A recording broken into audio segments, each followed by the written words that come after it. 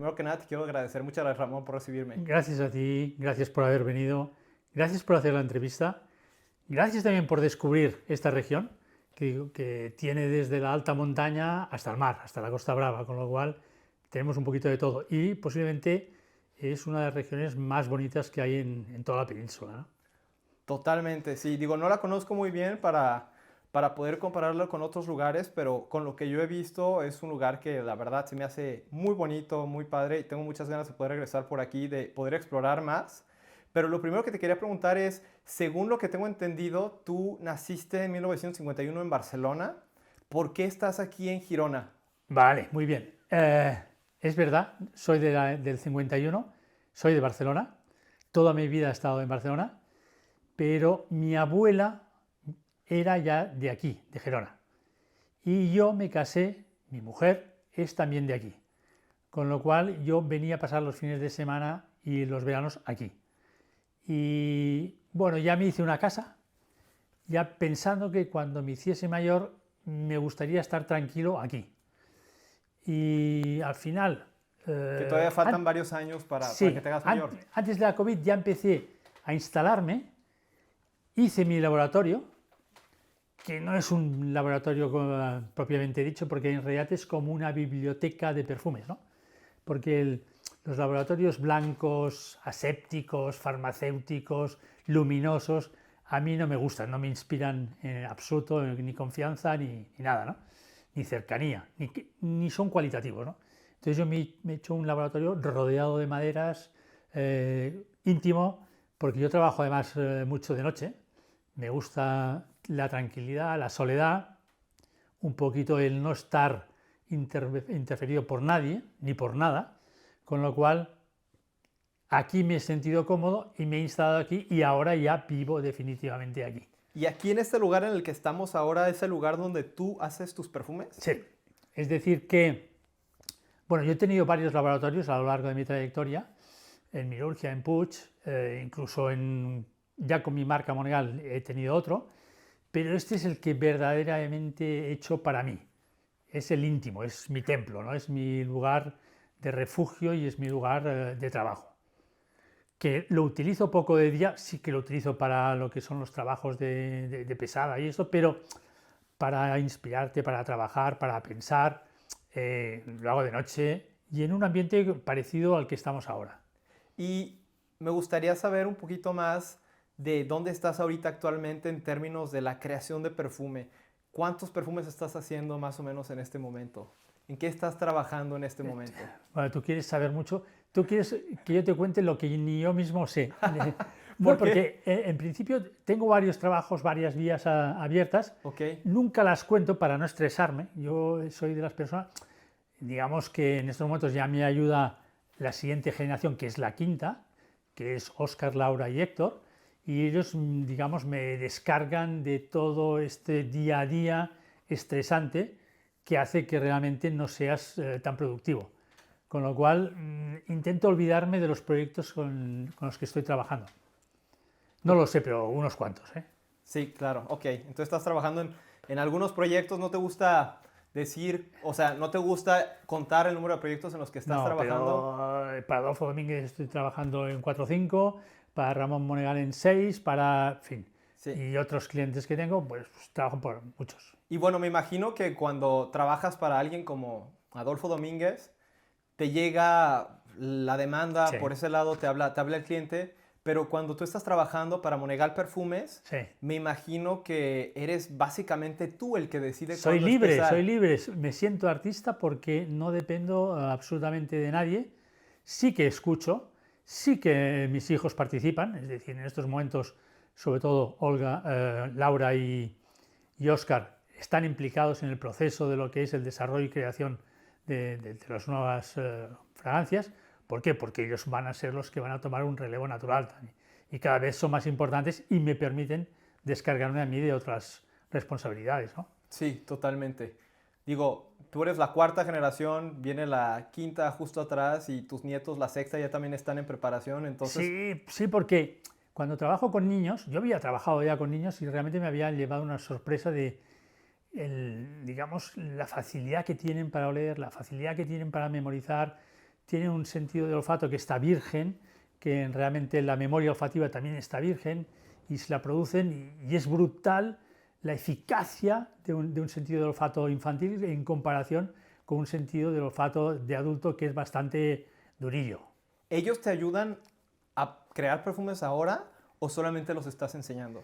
A los pequeños los estoy enseñando, pero fuera de los sistemas arcaicos que yo recibí. Es decir, estoy intentando hacer que ya desde pequeños imaginen, que se atrevan a inventar, a mezclar. ¿Por qué? Porque en general el oficio tiene unos protocolos que son duros, difíciles y aburridos. Y en realidad no te dejan empezar a divertirte hasta que llevas mucho tiempo memorizando y memorizando. Es que a mí memorizar me aburre mucho, esa es la verdad. ¿Y cómo fue que a ti te enseñaron? Porque tú vienes de una familia del mundo del perfumistas, perfume. ¿Cómo sí. fue que a ti te empezaron a enseñar? ¿Qué edad tenías cuando empezaste a hacer lo que están haciendo tus nietos ahora? Yo no, lo que están haciendo mis nietos ahora a mí no me lo enseñaron. ¿No te lo enseñaron? No, pero cuando digamos, en el periodo universitario, cuando estás estudiando, que durante el verano realmente tienes vacaciones, es el tiempo que se aprovechaba para enseñarnos el oficio. Entonces, mi padre, que era el perfumista, él no me lo enseñaba, pero me cogió a este señor que está por aquí, no sé si Sí, Arturo claro. Jordi, que era su amigo, mentor, bueno, y que trabajaba en Firmenich, era maestro perfumista, y le encargaba a él que me enseñase.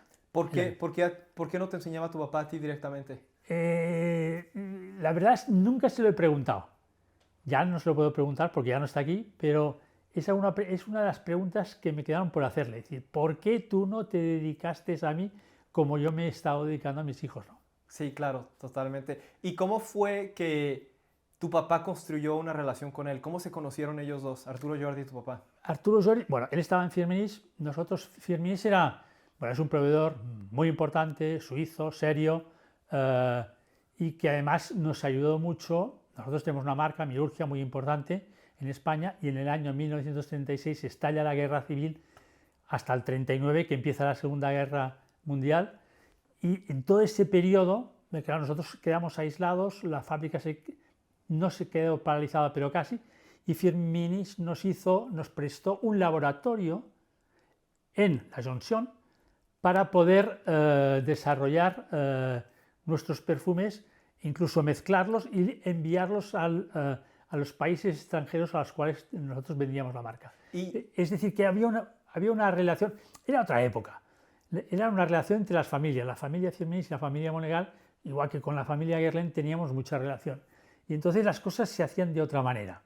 lo que estoy intentando aquí entender es cómo se construyó esa relación entre la familia Firmenich y la familia Monegal. Bueno, primero fue proveedor-cliente. Ok, ellos eran proveedores. Sí, mi abuelo fue el que contactó con Firmenich. En aquella época, estos proveedores no vendían perfumes, vendían bases para hacer perfumes. Vendían jazmines, vendían iralias, vendían productos que luego el perfumista utilizaba para hacer sus perfumes. Fue con la entrada de toda la moda que se vieron obligados a tener perfumistas para vender composiciones acabadas a las marcas como los Diores, Schiaparelli, en fin, todas las marcas de moda, que ninguna tenía perfumista, ni Chanel ni nadie. Ok, entonces se construyó la relación primero como una relación Sí, comercial, pero sí, cuando estalló la guerra civil, sí.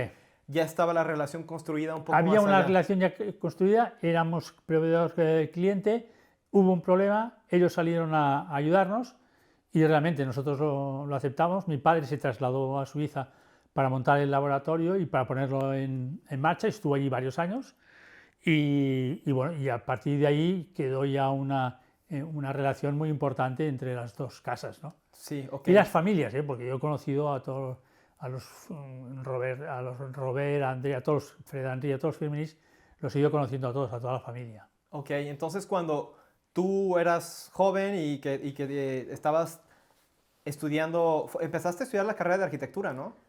Yo iba a ser arquitecto de todas, Sí. todas. Yo quería ser arquitecto porque ya de muy pequeño iba haciendo fotos porque me gustaba la fotografía, fotografiaba casas, compraba y leía libros de arquitectura, dibujaba casas y yo iba para arquitecto.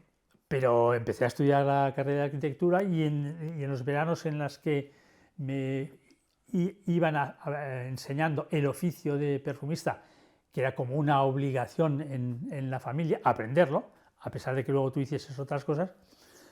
El señor Arturo Jordi es el que me metió la responsabilidad encima de decir, oye, después de tu padre, si no te dedicas tú, no habrá perfumista.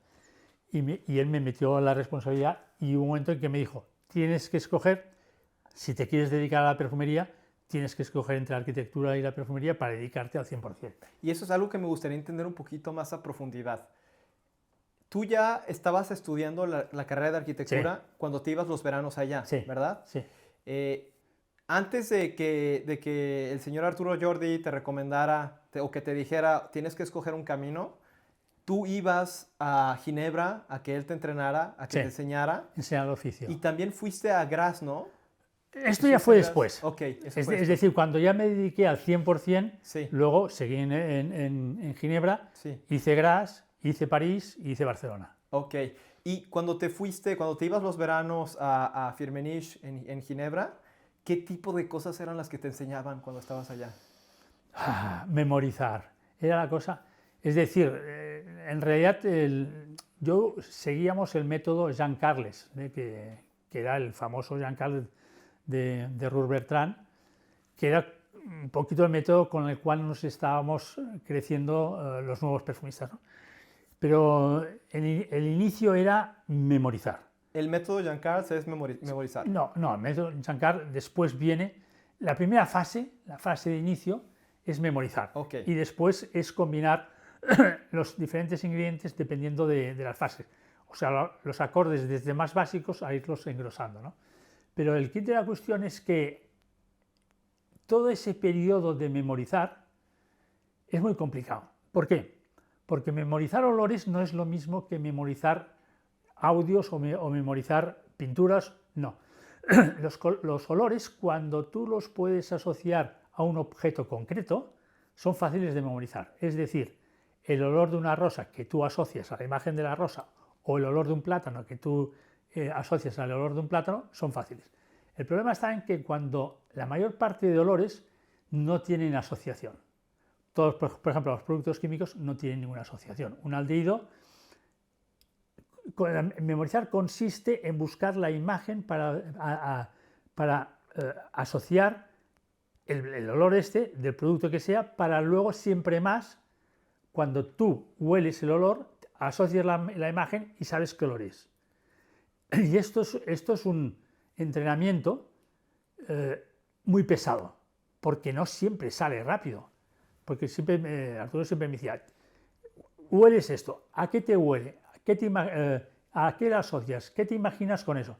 Tienes que buscar algo en concreto para asociarlo ahí. Y eso con todo y cada uno de los olores que ibas oliendo, que me parece que fueron más de 2000 que me hicieron memorizar. Yo siempre he considerado el sistema educativo basado en la memoria, lo he considerado fatal. Me ha gustado siempre más el sistema educativo más práctico y más imaginativo, más de inventar, de hacer y de crear, ¿no? Entonces, todo lo que era memorizar a mí me fastidiaba y me estuve 2 años memorizando antes de empezar a que me dejasen combinar, a inventar, ¿no? Cuando dices memorizar, cuando hablas de este método rígido de memorizar, que tienes que asociar el olor a una familia. O una imagen, algo para que te quede en el recuerdo. Okay. Porque el olor al final, lo primero que hace es inducirte a un recuerdo, ¿no? Sí, claro. Cuando hablas de eso y que dices que a tus nietos les estás enseñando otro método, sí. ¿Cuál es ese otro método? ¿Cómo les enseñas a oler? Bueno, de entrada no quiero que memoricen 2000 olores, sino que vamos a memorizar los que realmente nos interesan por familias. Y lo hago como un juego para divertirse. ¿Por qué? Porque yo lo que quiero al final es, que pierdan miedo al ingrediente, que pierdan miedo al olor del ingrediente y que después se atrevan, aunque no tengan el concepto de las proporciones bien introducido al 100%, que se atrevan a jugar.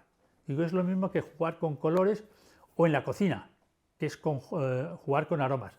Que todo el mundo se atreve a jugar con aromas, en cambio con los perfumes parece que a todo el mundo les dé un poquito de miedo hacerlo. Y es exactamente lo mismo. Sí que les hago memorizar, pero sobre todo les hago reconocer y memorizar al instante. Es decir, les pongo mullets, que son los papeles secantes mojados con diferentes olores, 15 a lo mejor, se los hago oler, memorizar, y luego los desordeno y los tienen que volver a encontrar. Eso a un adulto le cuesta la tira, mucho. Un niño, yo con mi nieta cuando tenía 8 años, a la primera cogía los 15, los olía una sola vez, se los mezclaba y los volvía a reconocer. Es lo que hablo del sistema olfativo de un niño en comparación al sistema olfativo de un adulto. ¿Y por qué los adultos no pueden memorizar, identificarlo tan rápido como un niño? Mira, nacimos con el sentido del olfato conectado. El bebé reconoce a la madre por el olor, ni por la vista ni por el oído, es por el olor. Porque además está en un medio acuoso, porque el agua es uno de los... Bueno, es el ingrediente que mejor difusión da al olor.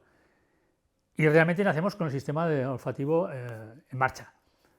Pero como que no está contemplado en ningún lado la educación del sistema olfativo, sí que el visual, el auditivo, todo, hasta el táctil, el olfativo no. El olfato acaba siendo asociado al estómago y lo utilizamos para comer. Y entonces y contra más adultos somos, más tenemos esa asociación. Para un pequeño a lo mejor no es tan importante el sabor con el olor, en cambio para un adulto es totalmente principal, ¿no? Probablemente por esta razón del adulto el sistema de olfato cuesta más sacarlo de ese medio. En cambio un niño que no tiene ese problema, pues no tiene ese problema. Ok, qué interesante ver esta diferencia de cómo el tiempo nos va cambiando la manera en que nuestro sistema nervioso funciona, porque no solamente es con el olfato, pero es con muchas cosas, ¿no? Siento que cuando va pasando el tiempo vamos desconectándonos de ciertos sentidos que tenemos más Es como agudos. si nos fuésemos especializando. Ok, sí. Y Okay. especializando los sentidos, especializándolo todo, ¿no? Sí, totalmente. Y regresando un poquito a tu época en Firmenich, ¿hubo un momento en el que tuviste que decidir si querías irte por el camino de la arquitectura? Un momento duro, muy duro. Y sí, me imagino que fue Sí. muy difícil porque tenías de cierta manera la responsabilidad del negocio familiar. Yo voy a ser sincero, ¿no? Sí. En realidad, la carrera de arquitectura era una carrera dura, difícil, en la que te tomaba muchos años, ¿no? Yo estaba en ello. Estábamos en una época en que las universidades en España, a causa de la dictadura, estaban cerradas. Nos perseguían la policía porque los universitarios éramos los contestatarios. En fin, que había toda una serie de problemas que dificultaban todo. En cambio, la perfumería, Arturo me dijo, oye, tienes cualidades para ese oficio, tienes buen gusto, me dijo toda una serie de cosas, tienes la responsabilidad y tienes el camino hecho. Entonces, entre nosotros, pues entre escoger algo con una gran dificultad que a mí me apasionaba o escoger algo con un camino que ya estaba marcado, pues al final me fui entre nosotros a lo fácil. Ok, sí. Pero por vocación habría sido arquitecto. Yo creo que todavía tengo la vocación de arquitecto. ¿Por qué?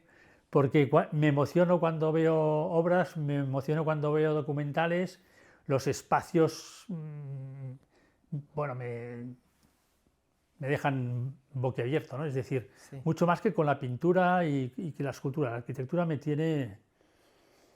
Todavía ahora, bueno, he hecho interiorismo, he hecho cosas de interiorismo, he hecho diseños, he hecho incluso alguna fachada de un balneario, he hecho cosas, ¿no? Pero cosas pequeñitas, porque lo que me impresiona es la gran arquitectura, esa arquitectura monumental, grande, enorme. ¿Algunos edificios que recuerdas ahora que te hayan llamado, que te hayan marcado? No sé, estaba el otro día viendo lo que había hecho Ricardo Bofill en Montpellier, que es como una especie de ciudad que es brutal. El Burj Khalifa es brutal. Bueno, en general en Dubái es como un parque de obras arquitectónicas, ¿no? Bueno, y en la antigüedad es igual que sean las pirámides. Hay arquitectura por todos lados y todas son impresionantes y con una capacidad de atravesar el tiempo brutal. Ahora que estamos hablando de arquitectura, de tu pasión por la arquitectura, lo puedo sentir totalmente, pero Una pregunta un poco filosófica aquí que te quiero hacer en este punto que fue un parteaguas en tu vida, de tener que decidir entre Sí, la arquitectura y la perfumería. totalmente. Sí. ¿Tú crees que tuviste la opción de decidir o crees que el camino que tomaste ya estaba trazado? Yo creo que sí que tuve la oportunidad de haber dicho no a la familia, me voy a la arquitectura. Pero también te digo que estamos hablando de una época en la que la familia, los padres, eran algo como muy importante, de mucho respeto, los abuelos y todo.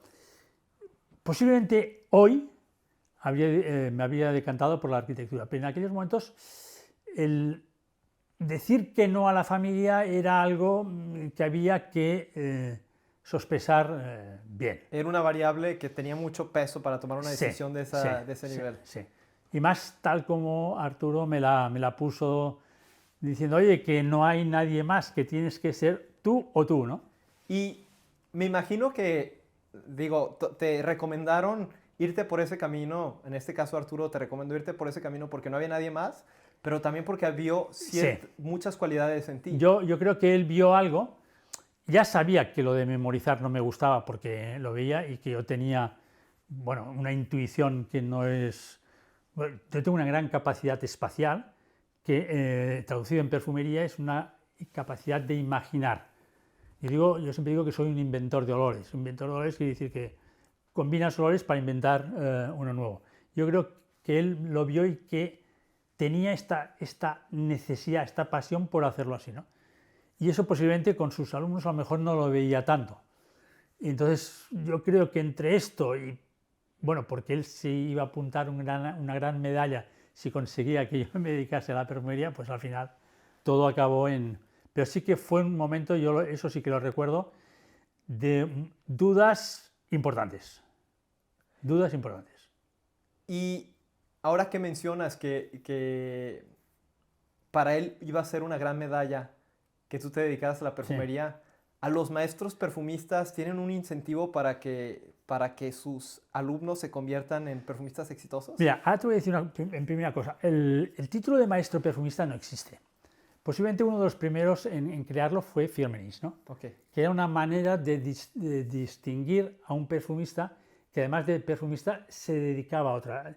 Es decir, para mí no es el concepto de maestría de dominar el oficio, es el de la capacidad de divulgar el oficio, de enseñar el oficio. Para mí un maestro de verdad es este, el que tiene la capacidad de divulgar lo que uno ha aprendido para que otros aprendan de él, ¿no? Ok, y en este caso... Entonces, para un maestro, tener un buen alumno, te diré que es como tener un buen hijo, ¿no? Es lo más. Es decir, conseguir que tener alguien muy jovencito que tú lo puedes... Somos autodidactas. Sí. Esto Alberto Morillas te lo debe haber dicho ya. Yo estudié con Alberto, es decir, teníamos a Alberto y yo teníamos a Arturo como mentor y maestro, ¿no? Pero es verdad que todo lo que aprendes es una ligera base. Luego tú te haces. Como un pintor se hace a sí mismo o un escultor también se hace a sí mismo. Y los perfumistas en realidad somos autodidactas porque realmente nos formamos a base de todo lo que vamos aprendiendo según nuestras experiencias, buenas o malas. Entonces, yo creo que yo como maestro, si consigo que uno de mis hijos o uno de mis alumnos sea un buen perfumista, será un orgullo enorme. Por lo tanto, yo creo que Arturo sí que debía estar orgulloso de haberme formado. Sí, es lo que te iba a decir ahora, que al final sucedió eso, ¿no? Sí. Te fuiste por el camino del perfume Sí. y pues has tenido una carrera impresionante en el mundo de la perfumería y me gustaría partir de ahí ahora contigo. Tomaste tu decisión. ¿Cómo fue ese momento en el que tomaste la decisión? ¿Te acuerdas? ¿Fue un Sí, día... no fue pim pam, no. Ok. Fue una cosa de ir midiendo. Sí, a ratos me decía, no, yo quiero ser, no puedo dejar todo lo que ambiciono de la arquitectura, pero por otro lado decía, hombre, pero aquí puedes tener una carrera, tendrás oportunidades. Piensa una cosa, que después de acabar mi formación en Firmenich, Robert Firmenich me dijo, me propuso de quedarme en Firmenich. ¿Por qué? Porque para un perfumista, ser perfumista de miurgia quiere decir que tienes muy pocos proyectos al año. Si eres un perfumista de Firmenich, te llegan una multitud de proyectos. Entonces, como desarrollo personal, el hecho de ser un perfumista de una casa importante como Firmenich era mejor, Robert me lo decía porque me apreciaba mucho también, era mejor que no quedarme estancado en miurgia. Y desde Firmenich podía hacer los productos de miurgia también. Es decir, que tenía la posibilidad de hacer el doble juego. Pero era quedarme en Suiza. Entonces, Suiza es muy bonita, Suiza tiene bueno, es una sociedad fantástica, un clima en invierno horroroso, no veía el sol, no tenía mi Mediterráneo, no tenía la familia, con lo cual le dije, no, otra vez me voy a lo fácil, me voy a Miurgia en Barcelona. Ok, entonces fue... Pero tuve la oportunidad de quedarme en Ginebra para desarrollarme como perfumista de Firmenich. Sí. O sea que en un universo paralelo, sí. ahorita estarías trabajando Exacto, para Firmenich. Exactamente. Ok. Sí. Y bueno, entonces llegó un punto en el que tomaste la decisión de Sí, que no fue en un día para otro, sino que fue sospesado. Sí. Y al final dije, bueno, va, se lo comunico. Al primero que se lo comuniqué fue a Arturo. Ok. Dije, Arturo, me voy a dedicar, quiero dedicarme profesionalmente a la perfumería. ¿Y qué te dijo cuando le dijiste? Yo lo vi, que se puso, se encendió su puro. Pues, ¿encendió un puro? Sí, siempre que celebraba algo se encendía un puro ahí enorme. Y él fue quien se lo comunicó a mi padre. Yo a mi padre no se lo comuniqué. Él fue el que le dijo directamente. Sí. Pues que para tu padre también... Y aparte le dijo, y yo me ocupo de él. Ok. Para tu padre también debió haber sido un logro increíble No lo sé. ¿No crees? ¿Por qué? ¿Cómo era tu relación con tu papá? No, pero es una cosa que es complicada, que se puede decir aquí. Nosotros, en Cataluña, está la figura del heredero, que es el príncipe, que es el que hereda, es igual, las tierras o el negocio. Yo no era, tenía un hermano mayor que era el heredero y que era el que iba a heredar mi Rusia. Con lo cual, yo en cierta manera molestaba, porque nunca hay que contradecir o poner en cuestión la figura del heredero. Pero como que en el caso de mi hermano, que había hecho el oficio y que Arturo decía que no valía para esto, pero él era banquero, era economista. Con lo cual, Arturo me dijo, tú deja que el heredero haga los números y tú haz los perfumes. Y así fue. Pero, bueno, tuve mis dudas. Ok. Fue justamente esta parte del heredero, ¿no? Sí. Y bueno, al final... Y al final, pues en el año 2000, sí. Mi hermano vendió Miurgia al Grupo Puig. Ok, sí, en el año 2000. Y luego, en el año 2000. Y el Grupo Puig, la familia Puig, al único miembro de la familia que dijeron de seguir con ellos fue a mí. Y yo estuve, hablé con Mariano Puig, digamos que en aquellos momentos era la persona, el capo, el CEO, fue la persona que me convenció de seguir con ellos hasta el año 2008. ¿Y qué fue lo que sucedió en el momento en el que dijiste, bueno, ya voy a dedicarme a esto de la perfumería?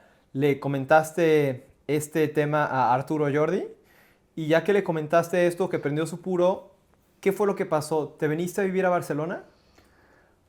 No, a partir de ahí empezó mi formación. Me quedé viviendo en Ginebra, después me fui a vivir a Grasse y después a París. ¿Cuánto tiempo estuviste en Ginebra? En Ginebra estuve 2 años. Ok, un buen rato, sí. Sí, en Grasse estuve otro año, en París casi otro año y luego ya me vine para Barcelona. Ok, y en Grasse, ¿por qué te fuiste a Grasse? Bueno, Grasse era la cuna de todo el ingrediente natural. Es decir, Firmenich formaba parte de lo que era la perfumería molecular, química, mientras que todos los ingredientes naturales, todos los aceites esenciales, los mejores, se hacían en Grasse o se redestilaban también en Grasse. Entonces en Grasse teníamos nuestros proveedores, Roux, Robertet, Charabot, Camilito, una serie de gente que eran especialistas en hacer ingredientes naturales y que nosotros en Miurgia comprábamos todos los ingredientes. Yo me he pasado como 25 o 30 años comprando ingredientes en todo el mundo o a través de Grasse. Cada año. Es decir, un jazmín cada año había que comprarlo, la bergamota cada año, el vetiver cada año, todo, las lavandas, todo se tenía que comprar. Los ingredientes químicos, los acetatos, aldehídos o salicilatos, estos no había que, no tenías necesidad de saber lo que pasaba cada año porque cada año eran iguales. Son ingredientes de laboratorio, ¿no? Sí. Entonces era una de nuestras características. Nosotros éramos el Guerlain español, ¿no? Nuestras características era tener los mejores ingredientes posibles. Y entonces yo me dedicaba, una de las funciones que tuve que aprender en Barcelona, en la casa, es a hacer las compras cada año de los ingredientes en base a los estándares de mirurgia. Los estándares de mirurgia quiere decir que cada casa tenía sus estándares cualitativos e incluso de olor, y que tú como responsable perfumista tienes que ser capaz de que tu perfume cada año salga lo más parecido posible. Para que cada año salga lo más parecido posible, los ingredientes tienen que ser lo más parecido posible. Por lo tanto, tienes que comprar los ingredientes cada año en función de lo que ha pasado en la climatología, de lo que ha pasado en todo, para poder replicar tu perfume. Y eso es una especialización que, por ejemplo, los perfumistas de laboratorios no tienen esta responsabilidad. Por eso fuiste a Grasse, Sí. para entender cómo funcionaba Exacto. esto de los naturales. Sí. ¿Y quién fue la persona que o el grupo que te formó? La allá? persona que me formó fue Marcel Carles, Ok. que era el hijo de Jean Carles. ¿Él es el que perdió el olfato? ¿Jean Carles fue el perfumista que perdió No, el olfato? mi padre perdió el olfato. Ah, tu padre perdió Sí. el olfato. Ok. Mi padre tuvo un accidente de moto, Sí. se dio un golpe en la cabeza y perdió el sentido, solo perdió un nervio que pasa por aquí cerca Sí. de la oreja, perdió el sentido del olfato y se quedó sin olfato. Y mi padre era cocinero, un grandísimo cocinero y perfumista. Y a partir de aquel momento tuvo que hacer la cocina y la perfumería sin sentido del olfato. Ok. Wow. Eso sí es impresionante que haya logrado hacer eso porque... No, pero que llega un momento que cuando ya te acostumbras a formular, Ok. a hacer fórmulas, más o menos ya sabes el resultado. Me recuerda a Beethoven. Bueno, eso pasa, pero la música es más fácil de leer, porque son notas que empiezan y acaban, con lo cual se pueden leer. En cambio, el perfume, una fórmula, te dice todos los ingredientes que contiene la fórmula, que en realidad, como un caldo de la cocina, se mezclan todos. Y ahí dentro pasa lo que pasa, y sale lo que sale. Y por eso es más difícil de leer, por eso para leer fórmulas en perfumería se necesita una experiencia, de haber hecho muchas, de haber evaluado muchas y de haberte equivocado muchas veces. Sí. Y bueno, luego después de que estuviste en Grasse, Sí. estuviste un año, me comentas. Sí. Después te fuiste a París. Sí. Un año. ¿Por qué fuiste a París? Bueno, ahí estaba Pierre Bourdon, que fue, para mí es otro maestro perfumista, es decir, alguien que tiene la capacidad de abrirse y de enseñarte la perfumería que yo había conocido, que me pareció un tío fantástico, y bueno, estuve con él y con Max Gavary, pero sobre todo con Pierre, que fueron los que realmente en aquellos momentos ya se empezaba a vislumbrar que París iba a coger el centro de creación de perfumería en Francia, que había estado siempre en Grasse, pero los clientes estaban en París. Con lo cual había como un tránsito de Grasse hacia París, ¿no? Entonces yo cogí un poquito también la tendencia esta que estábamos viviendo en aquellos momentos. Fue un poco más por el lado comercial Sí. de la perfumería. Sí. ¿Y quién fue la persona que planeó tu formación así, que tantos años en Ginebra, un año en Grasse? Arturo era el que era un poquito el cerebro, Ok, que comentaba con mi padre y luego mi padre me mandaba. ok. Pero en realidad yo creo que el cerebro era él. Y una vez que terminaste tu formación en París, ¿quiere decir que tú ya habías recibido la información, la formación en el extranjero que necesitabas para regresar a Mirurgia? En realidad, mira, esto es como... Yo pongo el ejemplo siempre de la cocina. Ok, ¿Cómo se hace un chef? Un chef generalmente se hace primero yendo a diferentes cocinas de otros chefs y aprendiendo cómo trabajan estos otros chefs. Yo es lo que hice. Estuve trabajando con grandes perfumistas.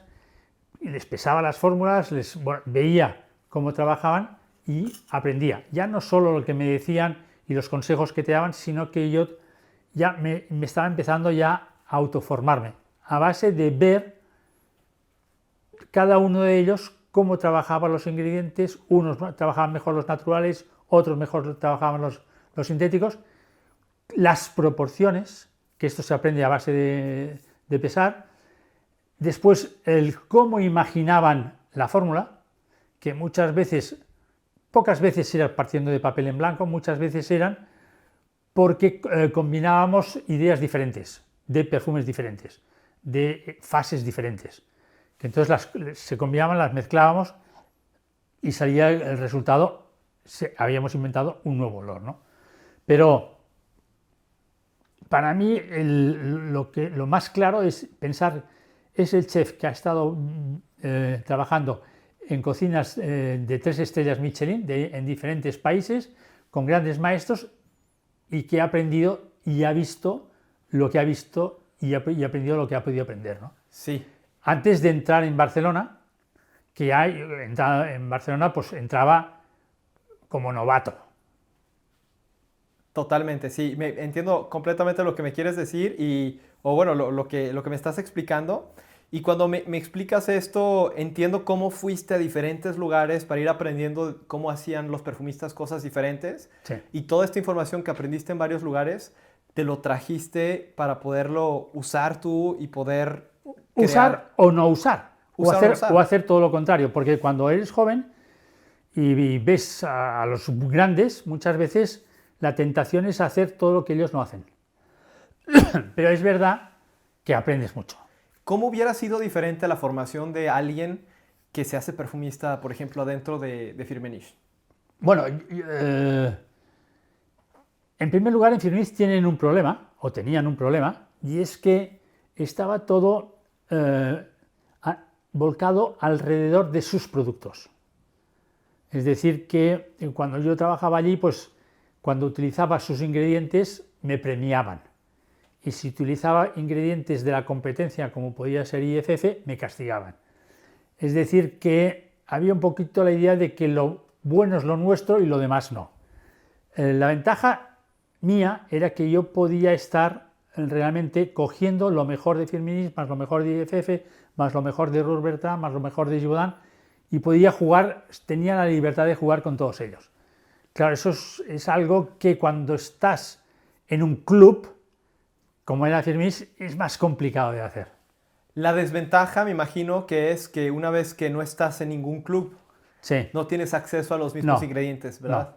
No. En el caso de Firmenich, yo sí que tenía acceso a los cautivos.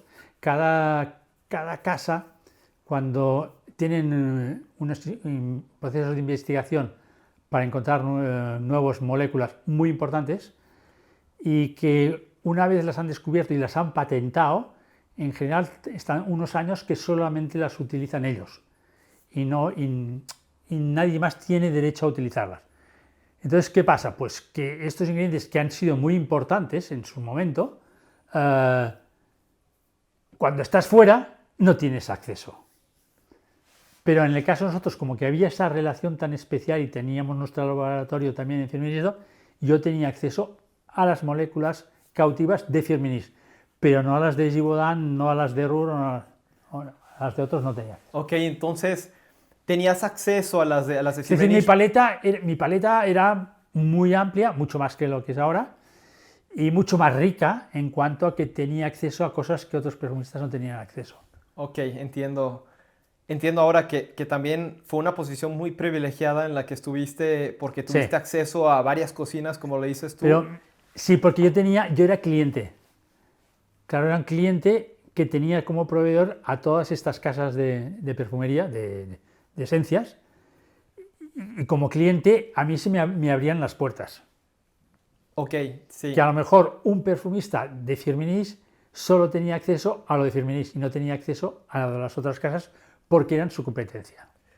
Entonces regresas ya con esta experiencia de varias cocinas y además de un acceso exclusivo a los ingredientes de Firmenich. Y mientras tanto ya había estado haciendo mis cositas, ¿no?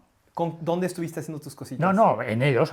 Con ellos, o sea, sí, ya tenías sí, práctica, sí, habías sí, puesto las manos a la obra. Sí, sí. Y ellos eran los que me asesoraban si estaba formulando bien, si estaba formulando mal, si me faltaba una cosa, si me sobraba la otra, si tenía que limpiar la fórmula, si tenía que añadir. Ok. ¿Y cuándo fue cuando hiciste tu primer perfume? Bueno, no lo sé, me lo han preguntado muchas veces. No lo sé, sí que es verdad que si cojo y repaso en mi historia, cuando llegué a Mirurgia, el primer encargo que... Mi padre era el perfumista, era digamos, el responsable. ¿Y llegaste a Mirurgia después de París? Y llegué a Mirurgia después de París. Ok. Entonces llego, ya me instalo, ya me ponen mi laboratorio, etc.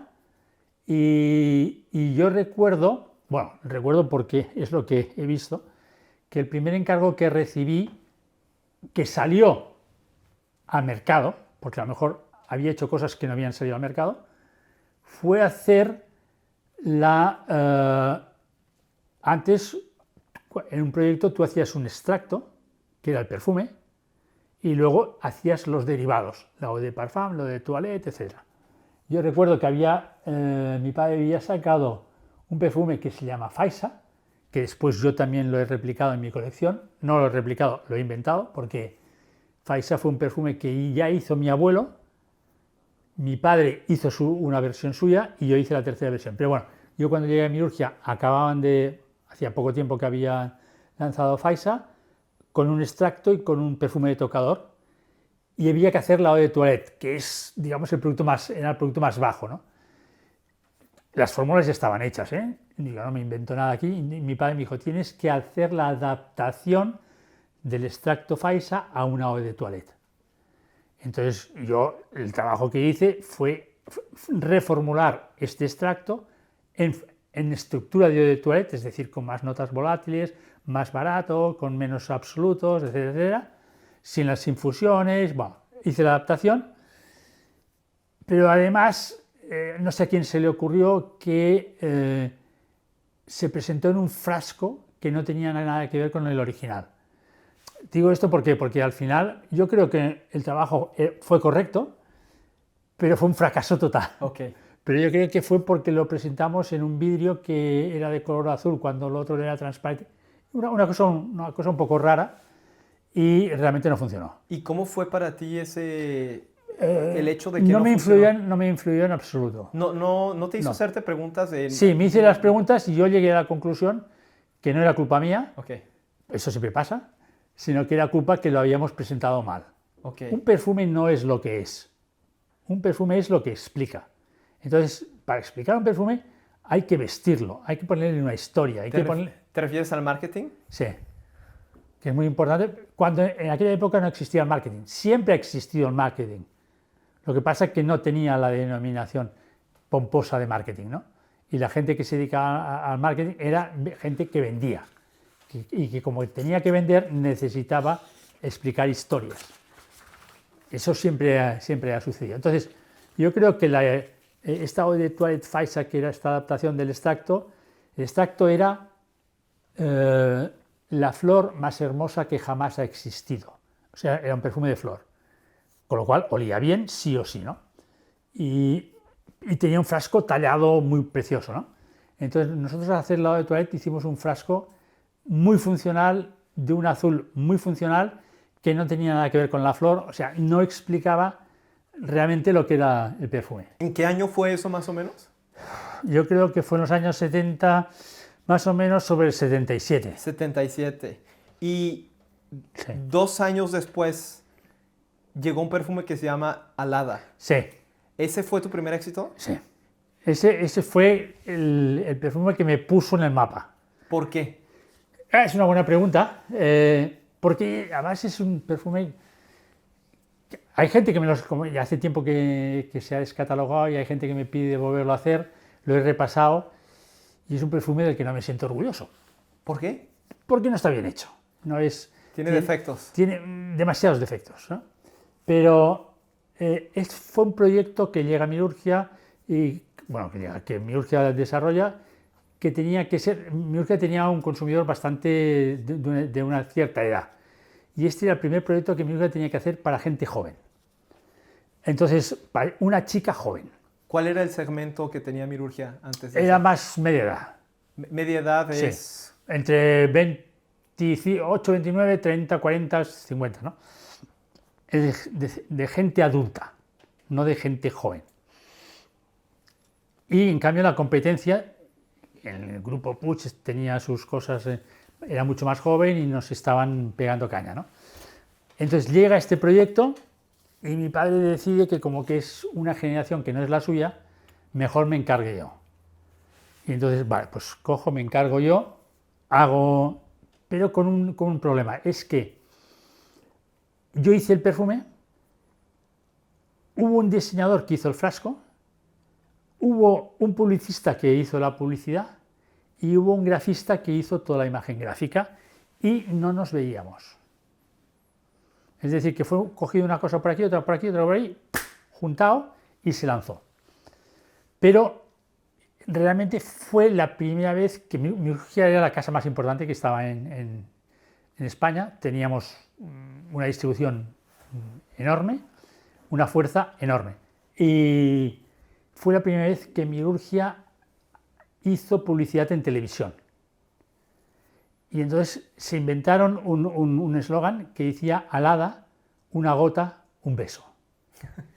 Y entonces el logotipo era un logotipo oriental que no venía a cuento. El frasco era un frasco chapado, también un poquito oriental. Luego mezclado con un color verde. Y yo hice un perfume ambalado, seco, bueno, una cosa que no se llevaba en aquel momento. Porque que no sé cómo ni se aceptó sacarlo. Bueno, total, sacamos, sale la publicidad con una chica rubia preciosa diciendo una gota, un beso con una música fantástica y lo petamos. Pero lo petamos de tal manera de que nos pusimos como líderes del mercado. Y en ese momento mi padre me coge un día y me dice, oye, este alada no me felicitó, me dijo, este alada no me dijo que era una mierda, pero casi. ¿Qué es eso? Ahora le doy la razón, ¿no? Pero me dijo eso, que ha funcionado, quiere decir que yo ya estoy fuera de juego, con lo cual va y me pasó toda la responsabilidad de la creación de perfumería. Yo que tenía 20 tantos años, poco, sin ninguna experiencia. Cuando ni siquiera sabías por qué fue un éxito tan grande. Y no sabía, bueno, yo sí, yo dije, esto es un éxito gracias a la publicidad. Okay. Lo que pasa que es cierto que cuando un perfume se repite, o sea, la primera tongada generalmente siempre es la publicidad, o puede ser la presentación, pero cuando a cabo de 10 años sigue siendo líder, entonces ya es el perfume, entonces ya es más preocupante. ¿Qué es lo preocupante? Sí, preocupante porque, no, en cierto modo, en aquella época yo sí que estaba muy orgulloso, porque había hecho algo diferente. Pero no sabías las consecuencias que... Pero, no, pero es que técnicamente no estaba bien, lo sé ahora. Cuando lo he vuelto a revisar y visto, está lleno de errores. Pero... Ah, en aquel momento no sabías que era... No, en aquel momento yo pensaba que estaba muy bien, que olía muy bien y esto. Me fastidiaba el hecho de que no hubiésemos trabajado en equipo, ¿no? Que es por eso que luego yo desarrollé todo, en Mirurgia, todo un sistema para que pudiésemos, diseñadores, publicistas y perfumistas, pudiésemos trabajar en equipo para que el perfume explicase lo que es. ¿No? ¿Cómo era ese sistema? Bueno, yo hice un departamento de diseño en el que me incluí yo. Entonces, diseñador y perfumista trabajábamos juntos.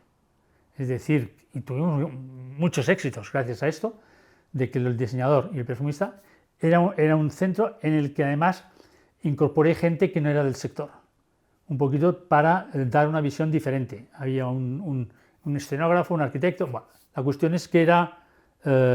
un centro en el que yo me sentía muy bien y que físicamente trabajaba, porque más hacíamos las maquetas y yo recuerdo las maquetas se hacían casi como una maqueta, una maqueta pues que una pieza es una escultura que tienes que lijar, pulir.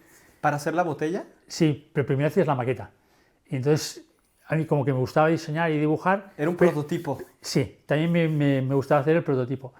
Y entonces el prototipo pues los lijaba, bueno, fue una época fantástica porque hicimos Don Algodón, líder del mercado, hicimos Massimo Dutti, líder del mercado, Adolfo Domínguez, Agua Fresca, líder del mercado, Adolfo Domínguez, Agua Fresca de Rosa, líder del mercado. Tenía todos los líderes del mercado del momento. O sea, tú lo que identificaste con el perfume de la Lada.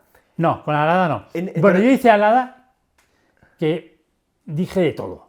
Entonces, después hice Oasis. Ok, Oasis, que fue un producto que no acabó de funcionar porque realmente yo estaba poniendo perfumes que eran complicados. Y Oasis yo lo hice, yo me fui a París, lo trabajé en París y lo trabajé con Pierre Dinant, que era el diseñador número 1 del momento. Entonces con Pierre Dinant nos veíamos cada 2 días para yo explicarle lo que estaba haciendo con el perfume y él explicarme lo que estaba haciendo con el frasco. Fue la primera vez que Pierre Dinant había trabajado en comunión con un perfumista y yo era la primera vez que estaba trabajando con un diseñador. o sea, las botellas, el frasco, Sí, es clave. el frasco, teniendo Porque en cuenta que el perfume es algo que es abstracto, Sí. toda la información que empieza por los grafismos y por el frasco son muy importantes. Y en este caso tú le pediste trabajar con él Sí. para crear este perfume Sí. y él era el diseñador número 1 de Sí. frascos Del mundo, del mundo. sí. Y fue... Él fue el que acababa de hacer Opium, Ok. ¿Y o lo hice después, bueno, no sé, estaba por ahí. Opium de quién es? Yves Saint Laurent, Ah, es el Yves Saint Laurent Sí. que me platicaste Sí. que las proporciones sí. Pero cambiaban. el frasco, que es, Sí. es una tabatier chinoise, lo hizo Pierre Dinant, que fue, para mí, la razón de su gran éxito fue un frasco excepcional. Bueno, luego había un perfume que también, un clavel, que era también muy bueno, pero el frasco que daba esta sensación de orientalismo, de cosa incluso opiácea, estaba fenomenal. Entonces yo descubrí el trabajo en equipo. Ok. Pero a lo que iba antes era que cuando lanzaron el Alada viste que había problemas de comunicación. Sí. Y eso te permitió mejorar cómo se hacían las cosas. Sí. Creaste un equipo de diseño. No, hice Oasis y vi que era el camino a seguir. Ok. Entonces dije, voy a crear el departamento de diseño de Milurgia. Lo hice fuera de Milurgia, o sea, físicamente fuera de la sociedad, con gente de fuera Ok. del sector, y ahí trabajábamos en comunión lo que era el perfume y el diseño, como había hecho yo con Pierre Dinant en París. Ok, entonces viste un extremo que fue la Alada, viste otro perfume, Sí. otro extremo que fue el Oasis, Sí. y después dijiste, el camino es por acá, tengo que crear un equipo Y a partir de diseño. ahí fue una máquina de hacer éxitos. ¡Wow! Ok. ¿Cuánto tiempo duraron esos éxitos? ¿20 años? 20 años por ahí, sí. Y fue 20 años después en el que vendieron, Y en el 2000 vendimos Milurgia se lo vendieron a Puig. a Puig. Ok. Que Puig, entre otras cosas, lo compró porque estaba un poquito celoso con el éxito que habíamos tenido con Adolfo Domínguez, porque éramos los líderes del mercado, ¿no? Y Puig, yo no soy español, no conozco, sé que es un grupo muy grande. Sí, es el más grande ¿Es el más grande de qué? del grupo de perfumería en España. De perfumería en España. ¿Pero hacen más cosas que solamente perfume? Después ellos descubrieron que la moda era un buen segmento para vender perfumes. De hecho, Chanel existe hoy en día, la marca, gracias al Chanel número 5, si no habría desaparecido. Y entonces ellos vieron que como españoles era difícil de vender fuera.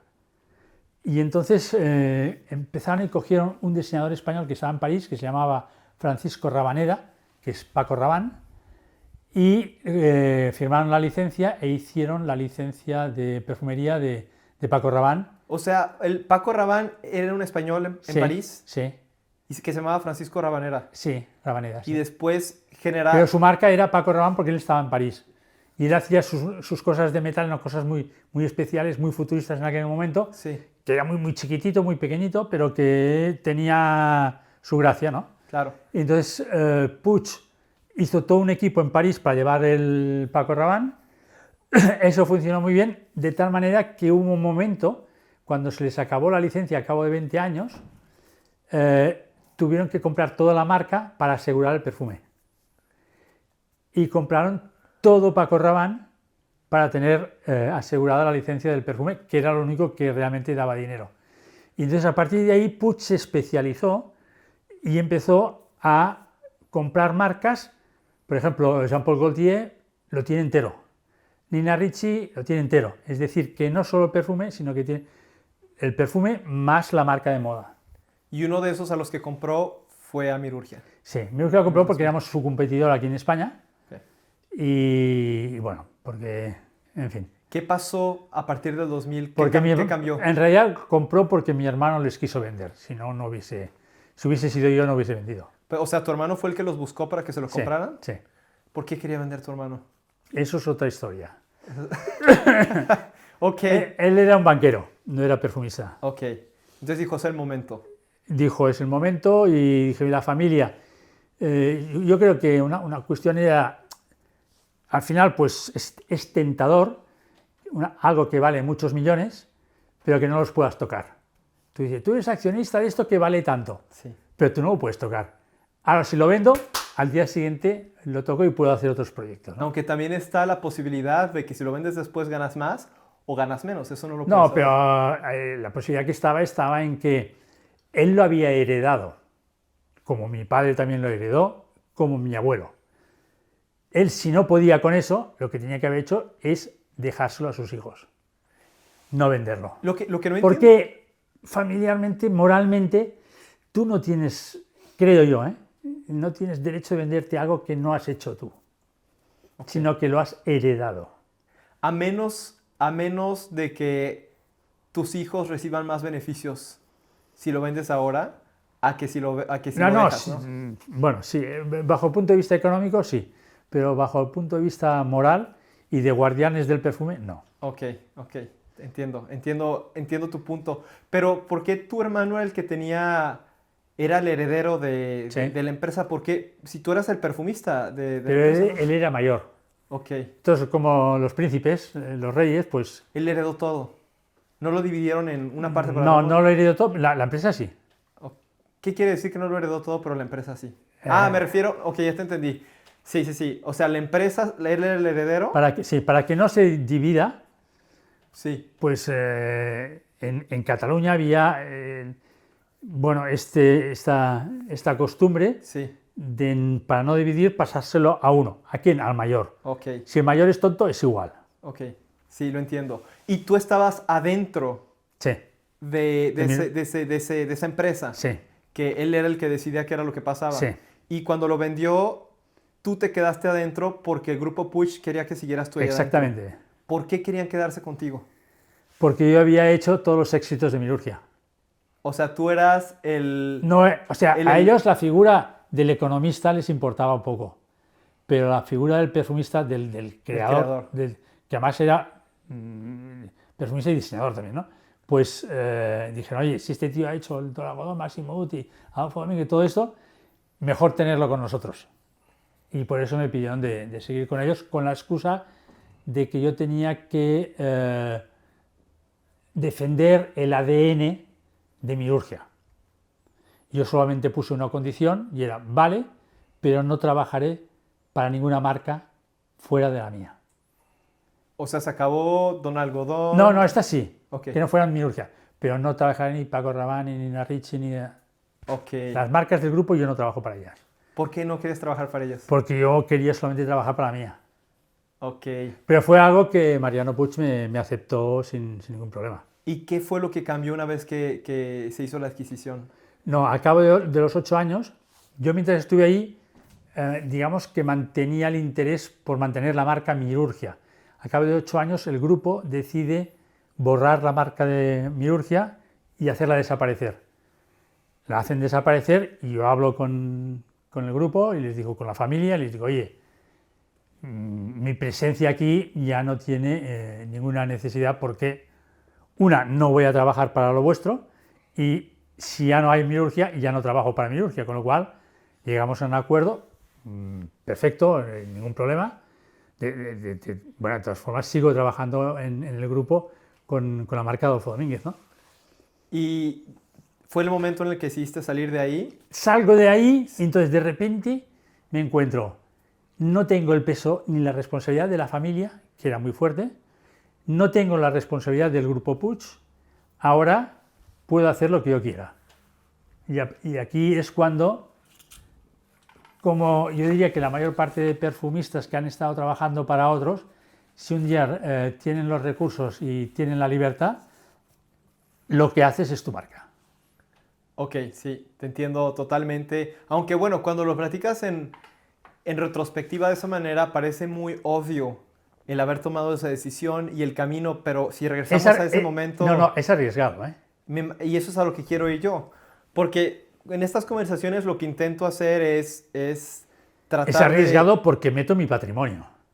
totalmente, sí, y esos momentos en los que parece claro desde afuera, cuando lo vemos en retrospectiva, son los momentos que desde adentro no son tan claros y son No, pero riesgosos. yo tengo una cosa, que no he sido un perfumista al uso. Es decir, generalmente los perfumistas están en un laboratorio, hacen el perfume y no saben nada más. Yo he estado siempre con diseño, he estado siempre trabajando con publicistas, he estado siempre trabajando con diseñadores gráficos. Es decir, que yo realmente he hecho el oficio de perfumista, porque el oficio de perfumista no es hacer solo el perfume, es hacer el perfume y saber hacer todo aquello que explica el perfume. Siempre has estado involucrado en el Siempre, negocio del siempre. perfume, Sí, en general. siempre. Y fue por eso que en el Para mí momento... era muy fácil hacerlo, porque ya lo había hecho todo. Conocía a todos los proveedores, conocía todo. Con lo cual dije, oye, estuve un año, dicen, no, es que tuviste un año sabático. No, no estuve un año sabático, estuve un año, no, porque yo decidí que lo primero que iba a hacer es abrir una tienda. Tienda en calle Calvet, en Barcelona. ¿Ya sabías esto antes de salir de, Sí, de Milurgia? sí O bueno, no, Grupo antes Puig, no, cuando, Grupo Puig. cuando salgo de Puig, Sí. me encuentro libre, voy a desarrollar mi marca, quiero hacer mi marca, pero antes que hacer la marca, primero tengo que hacer una tienda, que es la marca, pero tengo que hacer la tienda. ¿Por qué? Porque los perfumistas antiguos tenían tienda. ¿Para qué? Para tener el contacto con los clientes.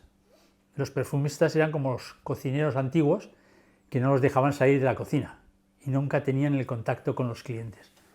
Y lo más importante es el cliente. A mí, un poquito la evaluación y lo que me dicen unos y otros me es igual. El cliente, el tío la persona que realmente utiliza el perfume, esa es la persona con la que yo quiero tener contacto. No intermediarios. No intermediarios. Los intermediarios los tengo que tener, los tengo que escuchar. ¿Por qué? Porque son los profesionales, ¿no? Pero yo quiero tener de primera mano la opinión del cliente, que esa nunca la había tenido. Y después lo que hago la tienda, entonces la tienda me obliga a hacer referencias. Y hacer referencias me obliga a tomarme un año sabático para hacer un repaso de lo que tengo, abrir mis armarios y presentar una colección, que era una colección de casi 60 perfumes. Cuando lanzaste... La tienda. Cuando lanzaste la tienda de... Se llamaba Ramón Monegal, Sí, ¿verdad? sí. Cuando lanzaste esa tienda, ¿cuántos perfumes sacaste? ¿60? Por ahí. ¿Y ¿Por qué? todos? Porque tenía perfumes y más perfumes de ambiente. Porque yo había estado desarrollando en el grupo, cuando estaba en Milurgia, un proyecto que se llamaba Maison Parfum, que era de perfumes de ambiente, que ahí había hecho, no sé, que era una tienda. Era una tienda que teníamos una en Barcelona, otra en Madrid, otra en Valencia y otra en Bilbao, de lujo, con yo no sé la cantidad de referencias que hice de velas, micados, jabones, hice de todo, ¿no? Entonces, toda experiencia que en un momento dado en el grupo decidieron cerrarlo, una, porque era deficitario, no funcionaba, perdía dinero, y porque en el grupo se tomó la estrategia de centrarse en lo que era el perfume alcohólico y dejarse todo lo demás fuera. Que bueno, la política de centrar es una buena política porque todos los recursos van allí. Pero entonces, eso que desapareció de mi vida, lo pude volver a recuperar cuando hice mi tienda. Y fue ahí que sacaste 60 perfumes distintos y algunos Entre eran de perfumes de ambiente y perfumes personales habían, sí, 50, 60, sí. Y luego, al año siguiente, hice una selección, me parece que de 10 o 15 o 12, y cogí las maletas y me fui a Estados Unidos a iniciar la comercialización de la marca, no en España, sino en Estados Unidos. ¿Y cómo inicias la comercialización en Estados Unidos? En Estados Unidos fue curioso porque alguien, sí, tú sabes, hay como buscadores, Neiman Marcus, por ejemplo, y Bergdorf Goodman, tienen ojeadores en diferentes países que buscan cosas para luego traérselas. Entonces, me vino una chica que era ojeadora de Neiman Marcus, vino a la tienda, vio lo que hacía y me dijo, hombre, esto a lo mejor podríamos presentarlo en Neiman Marcus. Entonces es cuando yo hice mi colección, me presentó a un agente en Estados Unidos y me fui a ver a Neiman Marcus, a la central, que además me recibieron fantástico, con alfombra, con los directivos, y digo, aquí en España no me hacen ni caso, y allí, que no saben ni qué soy, me reciben, y realmente les interesó la colección y la implantamos en Neiman Marcus y Bergdorf Goodman.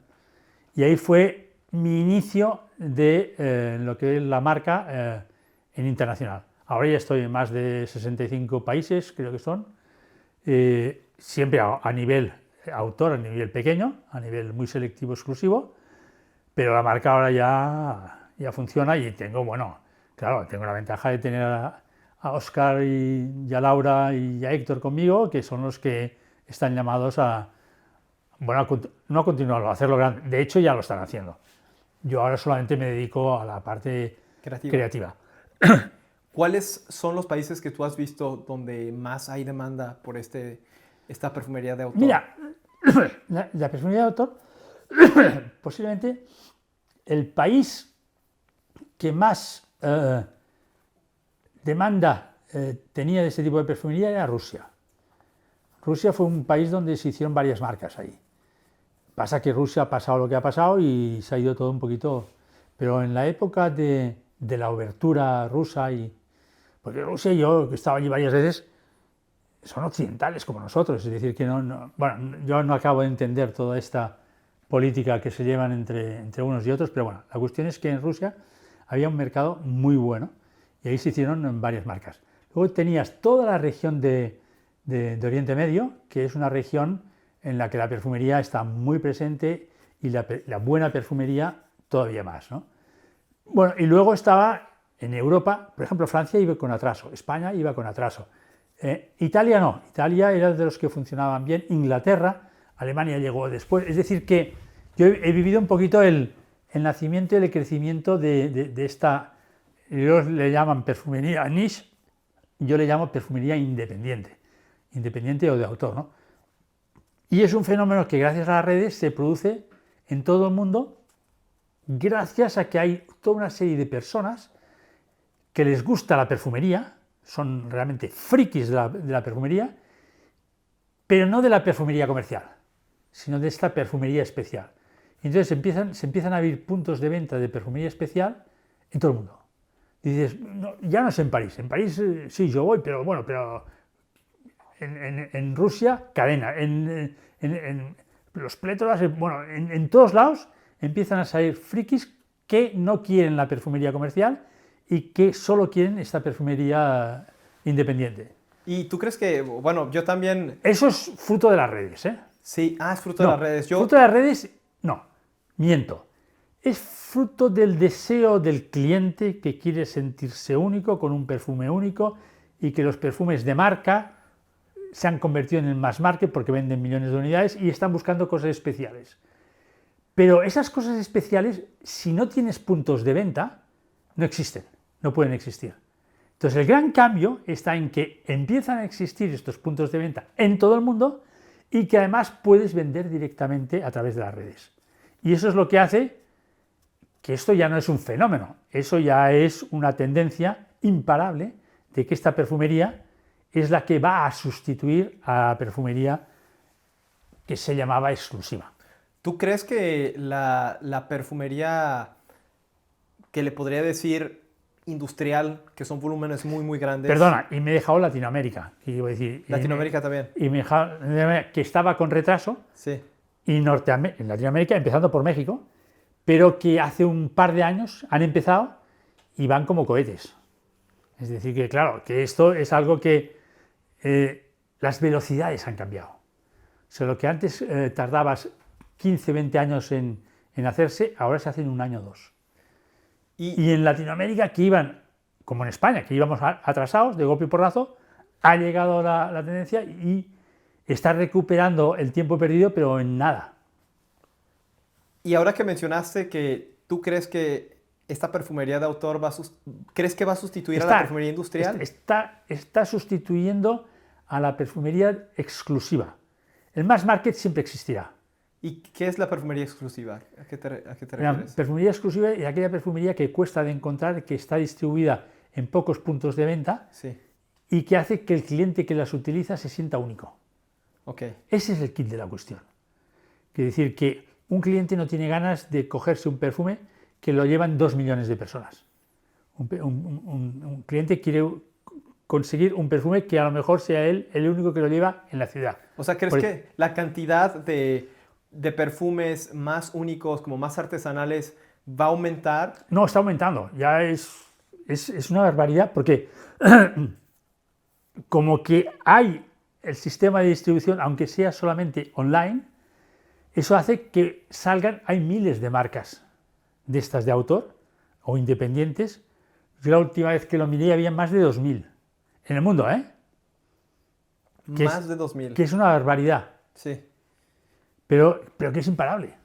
¿Por qué? Porque es que marcas y marquitas hay las que quieras. Luego ya de una cierta entidad hay menos. ¿Y crees que ese número va a seguir aumentando? Sí. ¿Sí? ¿Y crees que van a robarse mercado de la perfumería? No, ya se lo han robado. ¿Pero crees que está a la cima o crees que No, va a seguir subiendo? va a seguir Hay robando. una tendencia Sí, todavía. Sí, sí. Ok, Por eso están comprando las marcas ellos.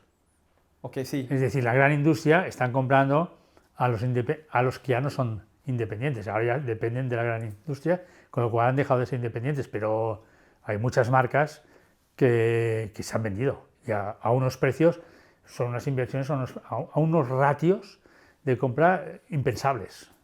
¿Tú tuviste la oportunidad de quedarte en un grupo grande como Grupo Puig en aquel momento, pero decidiste salirte y abrir tu marca? ¿Qué es lo que más aprecias de tener tu marca ahora? La libertad. Hago lo que me da la gana. La libertad. Sí. Antes tenía que hacer, y todavía sigo haciendo lo que me dicen que tengo que hacer. En Adolfo Domínguez no puedo hacer lo que yo quiero hacer. Tengo que hacer lo que me dicen que tengo que hacer. Pero como dice... Eso no tiene precio.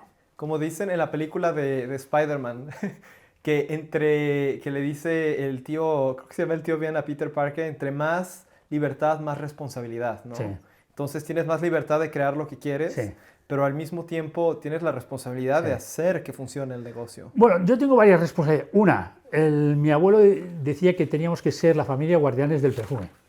Guardianes del perfume quiere decir que tenemos que mantener un poquito la autenticidad de la perfumería para que no se olvide, porque se está olvidando. Es verdad que a mayor libertad, mayor responsabilidad. Quiere decir, yo puedo hacer lo que yo quiero, pero parece que eso te permita hacer cualquier cosa.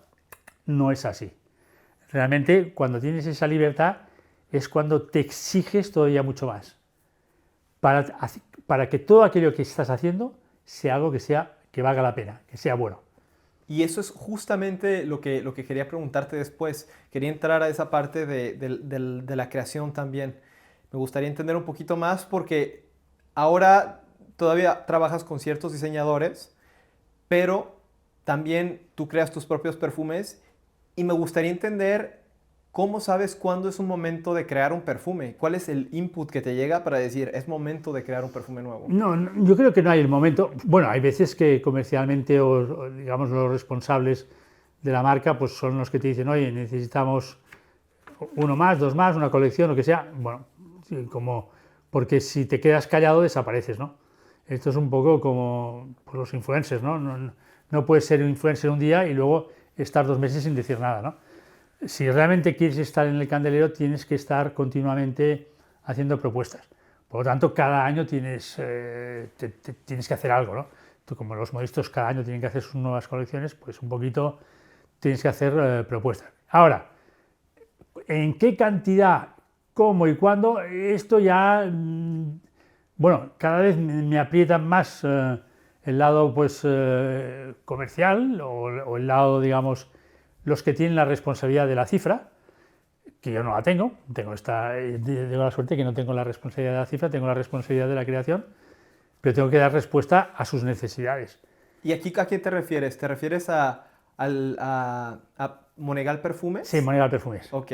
Que, bueno, nada más para explicar rápidamente, Ramón Monegal era la empresa que tú fundaste, Sí. la marca que fundaste, Sí. pero después se transformó a Ahora la Monegal hemos Perfumes. transformado, ¿por qué? Porque ya no es Ramón Monegal, es Ramón Monegal, pero es Óscar Monegal, es Laura Monegal, es Héctor Monegal, es decir, Sigue que la quinta generación. es Monegal el apellido, la casa es la Casa Monegal. Sí.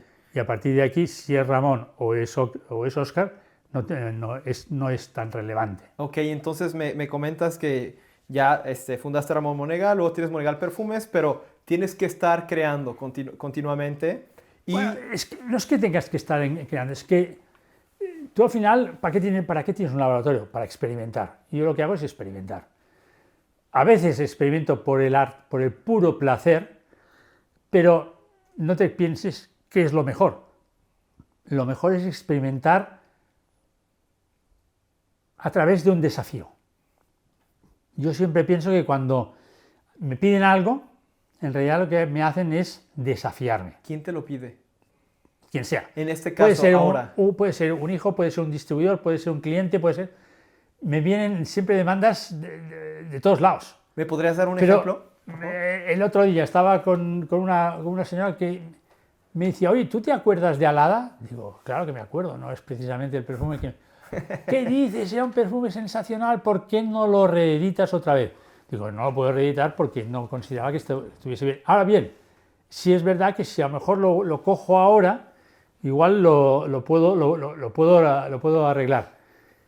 Bueno, es una tontería. Pues el otro día estaba ya buscándome yo las fórmulas de Alada para ver si valía la pena o no valía la pena hacer. Es decir, que fruto de comentarios, frutos de demandas, pues esto te hace un poquito de motor en el momento en que te sientas a pensar, te acuerdas de todos estos anécdotas y luego buscas y... ¿Y estás considerando sacar una nueva versión del Alada? Bueno, en realidad no, pero es que no me lo ha dicho una persona, me lo han dicho varias. Por eso digo, no lo sé. Ok. En principio no tengo ningún interés en hacerlo, pero nunca digas de esta agua no beberé, no lo sé. Claro, claro.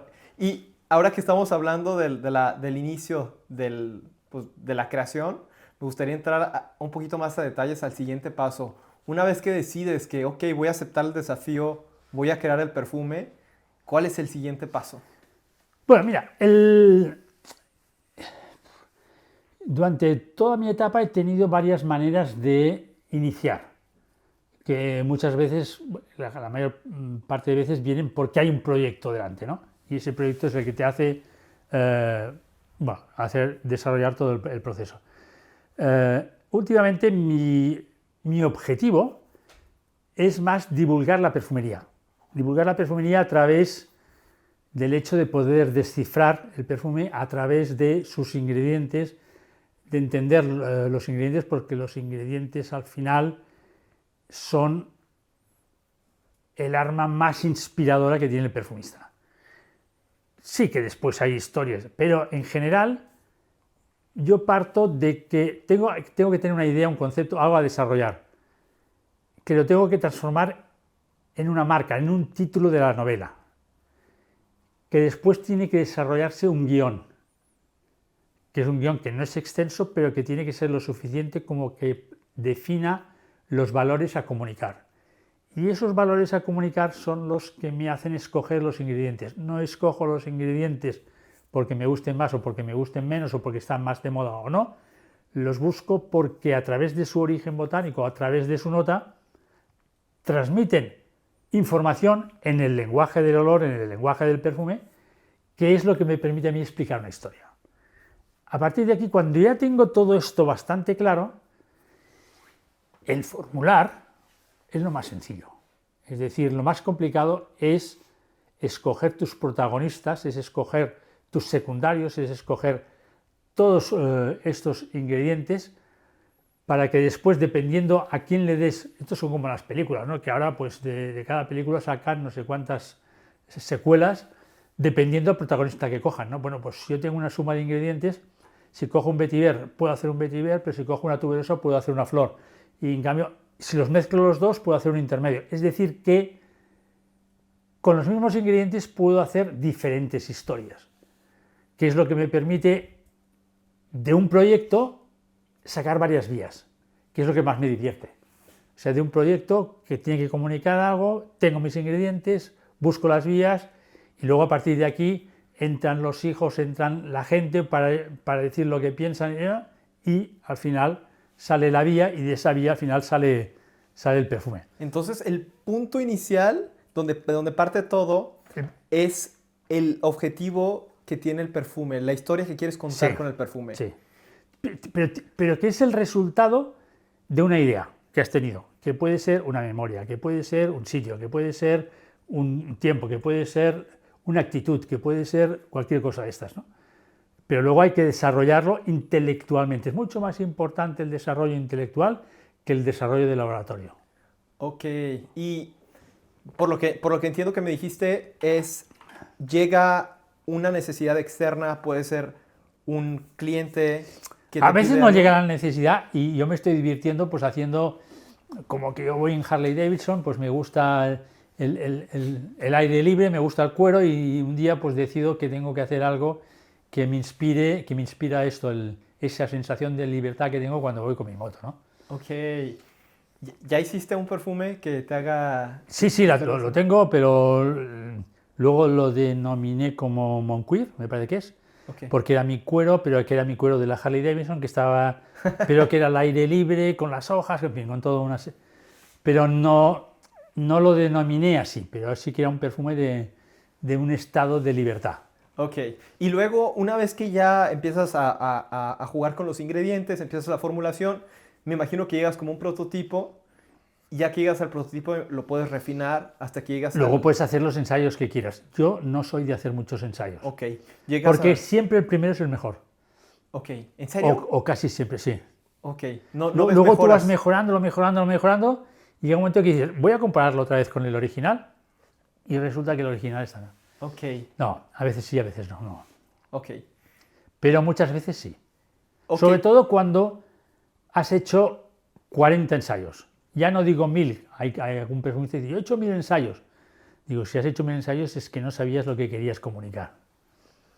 Cuando sabes lo que quieres comunicar no te hacen falta tantos ensayos. ¿Un ensayo que es una variación? Sí, ¿Y qué varías la cantidad de una ingredientes? pesada. Tú haces una fórmula, escribes una fórmula y la pesas. Ok, Luego la evalúas y a partir de aquí decides que hay defectos, que hay cosas a mejorar, que hay cosas a valorar y haces un segundo ensayo. Y este segundo después haces un tercero, y el tercero el cuarto, y el cuarto el quinto, y luego puedes no parar nunca, porque siempre hay cositas a probar y cositas a ensayar. ok. Qué interesante. Toda esta fase de la creación se me hace muy, muy interesante escucharla porque uno nunca sabe cuando huele un perfume todo lo que hay atrás.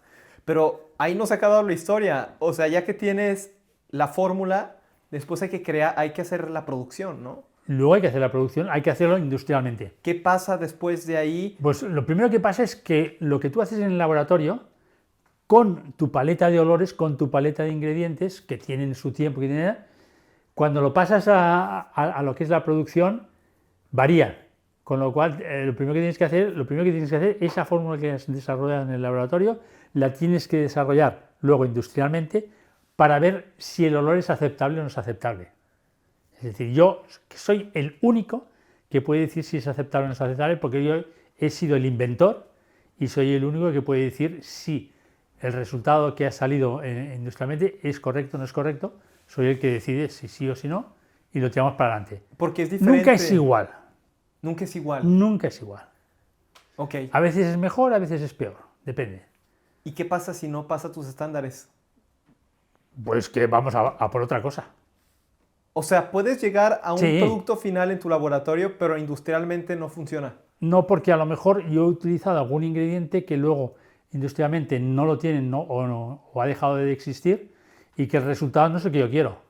¿Y te ha pasado? Esto me ha pasado pues, con un vetiver, es decir, que yo estaba utilizando un vetiver mío de Milurgia de una calidad difícil de replicar, por eso ahora lo he cogido, lo he separado y he puesto el industrial para que no me vuelva a pasar eso. ¿Y cuánto tiempo tardaste desde que empezaste a trabajar en ese perfume hasta que te diste cuenta que no era? No, yo no suelo trabajar demasiado tiempo. No. No. ¿Qué quiere decir eso? ¿Cuánto tiempo? Hay veces que son semanas, otras veces son meses. Ok, pero no me estoy años. ok.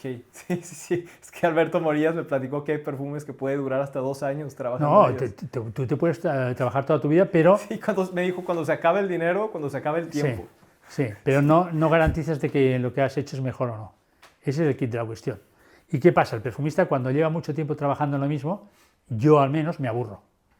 Ok, Y tengo que cambiar, no, Sí. no puedo estarme ahí haciendo 1000 ensayos sobre un mismo perfume sí. porque acabo que ya ni lo hueles. Sí, no es verdad, el sentido del olfato, que es un sentido de la curiosidad, se aburre y cuando se aburre corta. Sí, Entonces, cuando te están haciendo repetir, en el caso de Alberto, a lo mejor que es el cliente, que es un cliente que le está diciendo, no, un poquito más así, un poquito más así, y le están tocando las narices durante 1 año o 2 años, pues llega un momento que tú, como cuando lo evalúas, ya es que te aburre y dices, oye, lo que queráis. sí. Ok, y una vez que ya llegas a la parte de industrialización, lo replicas de una manera industrial y empieza la producción. Y después de que lo estás produciendo, lo embotellas. Sí, hay que macerarlo, que es muy importante, que la gente se olvida que esto es como el vino, que hay que darle un tiempo de maceración. ¿Dónde tienen barriles? ¿Donde lo como No, tenemos depósitos de inox, es inoxidable? sí, que tiene su proceso de maceración, luego enfrías, filtras y después continúa el proceso de maceración en el frasco, en el vidrio. Ok, ¿y por qué? ¿Para qué es este proceso de maceración? Para que todos los ingredientes se unan y cojan más fuerza y se confiten. No sé si la palabra confitar eh, confitar es como... tú haces un guiso y lo dejas hasta el día siguiente el guiso está mucho más confitado. Ok, entonces tienen que dejarlo macerar para Sí. que se unan los ingredientes. O sea, yo macero primero los aceites, la composición de los aceites, el compuesto, después lo pongo en alcohol, lo vuelvo a dejar macerar, enfrío, filtro, envaso, en el vidrio y lo sigo dejando macerar. ¿Y tú estás participando en toda esta fase del proceso? ¿De la maceración, del embotellamiento, todo eso? Yo decido. En algunos sí y en algunos no. No, yo decido en todos. ¿Qué? El tiempo de maceración, los decido yo. Pero a lo que me refiero es, tú participas, es que tú a veces estás ahí viendo esa parte o tú solamente estás aquí en tu laboratorio en la creación. No, hombre, yo me he pasado mucho tiempo viéndolo todo. ¿Pero todavía hasta el día de hoy? El día de hoy, para algo tengo a mi hijo, ¿no? A Óscar, que es el que hace un poquito de mis funciones también. Sí, ok. Entonces, tú sobre todo te enfocas en la parte de la creación y una vez que ya tienes el... Yo insisto que el oficio de perfumista no es hacer el perfume, es todo. Ok, Y saberlo producir, Sí. y saberlo macerar. Y es buscarte a las mejores personas y a los mejores sistemas para poder garantizar que el resultado sea el mejor. sí.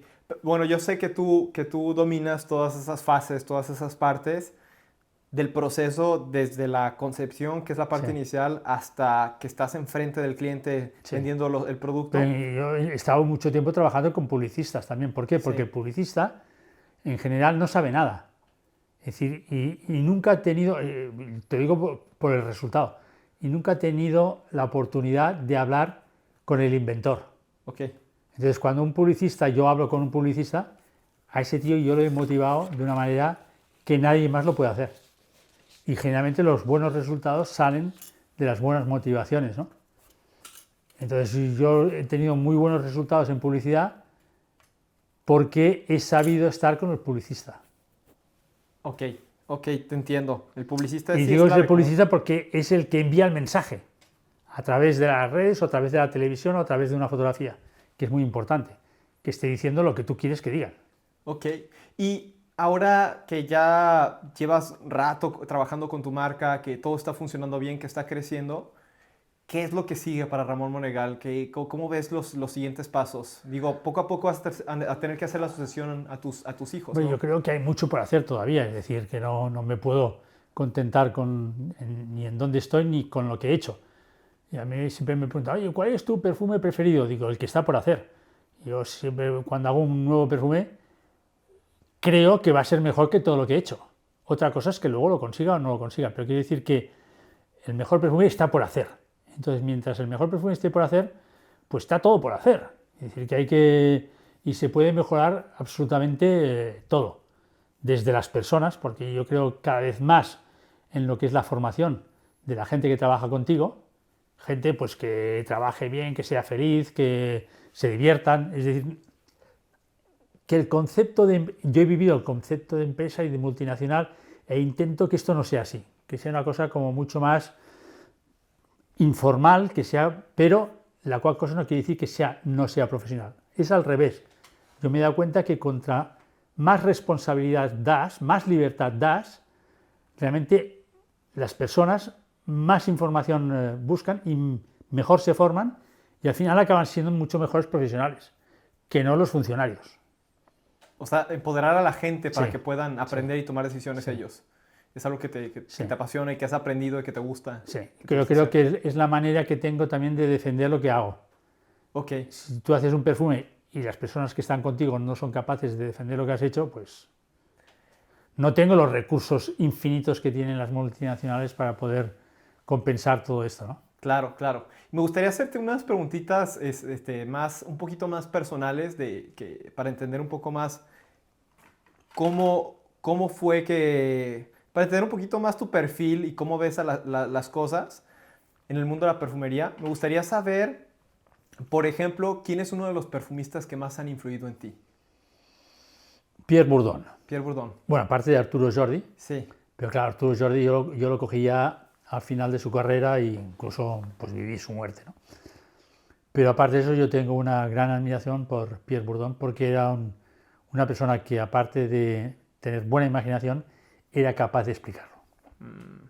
Se abría. sí. Que es la parte clave que dices tú que necesitas para Sí. ser un maestro perfumista. Sí. O sea, si yo estoy trabajando con alguien y no entiendo por qué ha hecho las cosas, Sí. no aprendo nada. También una pregunta más de mi curiosidad personal que quería hacerte es, ¿por qué España tiene una cultura tan fuerte en el mundo de los perfumes? Esto es muy fácil de explicar de entrada porque durante 7 siglos estuvo la cultura árabe dominándonos, el Islam, el califato de Córdoba, que era un califato súper importante. Cuando esa cultura era la más evolucionada del mundo, es donde estaban los mejores físicos, químicos, médicos, arquitectos, por supuesto perfumistas.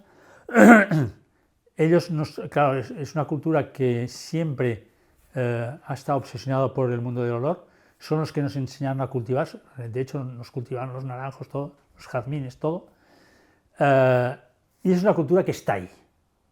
Pero es que aparte de eso, en España resulta que éramos el único país del mundo donde cuando naces te perfuman.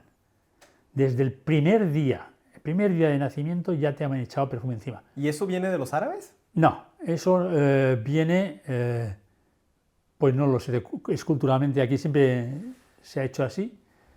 Yo creo que hay diferentes razones por las cuales eran también así, pues eran por higiene, era por una serie de razones, no porque los árabes a sus bebés no los perfuman.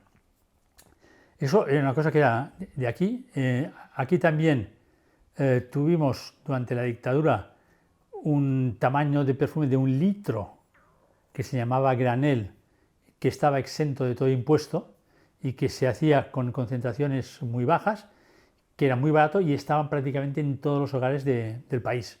Es decir, que realmente hubo una democratización de la perfumería brutal. Éramos, de hecho, pero de muy largo, el país del mundo que utilizaba más litros de colonia por habitante. Wow. Del mundo, pero de muy largo, ¿eh? Sí. Porque generalmente en los otros países el perfume se empieza a vender con la adolescencia, con la entrada del sexo, ¿no? En cambio aquí era de los niños, niñas, todo el mundo se perfumaba, mayores, pequeños, todo. Con lo cual hay una cultura sobre la utilización del perfume que es brutal. Es una de las razones por las cuales el consumidor, el cliente aquí en España, es un cliente muy exigente, porque ha vivido el perfume desde que nacieron, ¿no? Sí. Entre una cosa y la otra, pues bueno, pues ahí ha habido siempre esta cultura. Después es cierto que con la dictadura la perfumería que se desarrolló fue una perfumería de grandísimo valor, pero de precio bajo, que es un tipo de perfumería más market que no existía tampoco en ningún otro lado del mundo. Realmente en los otros países del mundo la perfumería empezaba ya con las marcas selectivas, ¿no? Con las marcas de un cierto nivel. En cambio aquí teníamos unas marcas, aquí yo recuerdo, pues aquí igual teníamos en Milurgia, igual teníamos más de 25.000 clientes, o sea, más de 25.000 puertas, de las cuales 4 o 5.000 llegábamos directas. Y luego había un intermediario que era un mayorista que llegaba a las otras 20.000. O sea, que era, la distribución aquí era, no había ni un otro país del mundo que se pudiese comparar la distribución que había en este país. Mercerías, droguerías, peluquerías, alimentación, en todos lados se vendían perfumes, en cualquier pueblo, de lo más pequeñito que fuese.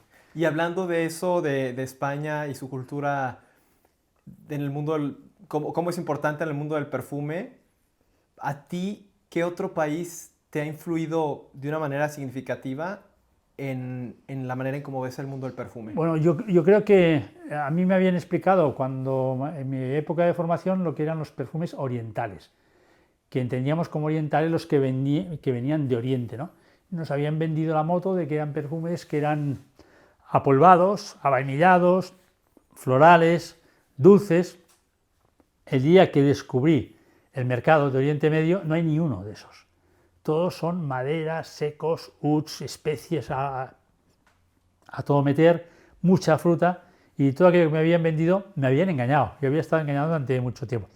Entonces ahí realmente me influyó mucho esto y el descubrimiento del oud, que el oud es un ingrediente muy de Medio Oriente, de la región, pero incluso de la región asiática, incluyendo China, etc., que aquí en Occidente no utilizábamos porque no había manera de garantizar una continuidad cualitativa de la esencia, ¿no?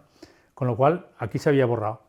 Entonces, y porque además es un olor muy especial, que es una madera, pero que es muy animal, muy cabra, muy distinto a lo que estamos acostumbrados aquí. Pero eso fue como abrir una nueva ventana. Es decir, que realmente de todo lo que me habían enseñado siempre era más de lo mismo, más de lo mismo. Y de golpe porrazo llego allá y digo, ostras, esto es diferente. Aquí las proporciones, los equilibrios, todo es diferente. Y a partir de aquí, bueno, fue una de las razones que me han hecho evolucionar. Yo nací perfumísticamente como perfumista, siempre he sido un perfumista naturalista, es decir, que para mí la naturaleza es lo más importante, un poco como Jean-Claude Ellena, ¿no? Que somos perfumistas naturalistas, pero yo trabajaba, lo que me habían enseñado aquí en Occidente es trabajar con estructuras de flores. Una, porque la clienta más importante era la mujer era un florero y tenía que oler a flor y tenía que seducir al hombre. Y entonces todos los perfumes prácticamente, o la mayoría, se desarrollaban con estructuras florales porque perfumes para hombres no habían. España fue uno de los primeros países en hacer perfumes para hombres. De hecho, el aftershave es un invento español, que es lo que permitió al resto de Europa perfumar a los hombres a través de los aftershave. Después la perfumería masculina se ha ido desarrollando, pero sigue estando todavía muy lejos a nivel de cifras de lo que es la perfumería femenina, porque la mujer se perfuma mucho más que el hombre aquí. Pero tú te vas a Oriente Medio y es al revés. El hombre es quien realmente lleva la pauta, lleva el dominio y es el que se perfuma más. Wow, es decir, eso no que lo sabía. si culturalmente hay cosas. Hombre, con toda esta información que hay ahora, pues todo esto se está equilibrando, pero realmente habían grandes diferencias, ¿no? Igual que el mundo del japonés o asiático, tiene, bueno, que yo durante mucho tiempo lo he estado siguiendo porque es un tipo de perfumería muy que guarda las distancias, que no agrede, muy al estilo japonés. Entonces hacían toda una serie de perfumería muy fresca, floral, natural, que era la más parecida a la que hacíamos aquí en España. Ok, qué interesante todo eso. Nunca me había imaginado que el aftershave fue la puerta de entrada para la perfumería masculina. Para mucho. En España no tanto, pero fue así. Ok, wow. Y otra pregunta personal que quería hacerte por curiosidad es, tú eres nacido en Barcelona, ¿verdad? tus padres son nacidos en Barcelona también y varias generaciones llevas que son de aquí. Mi abuela no, mi abuela era de aquí, de Gerona. De Gerona, sí, la que me Sí. comentaste al principio.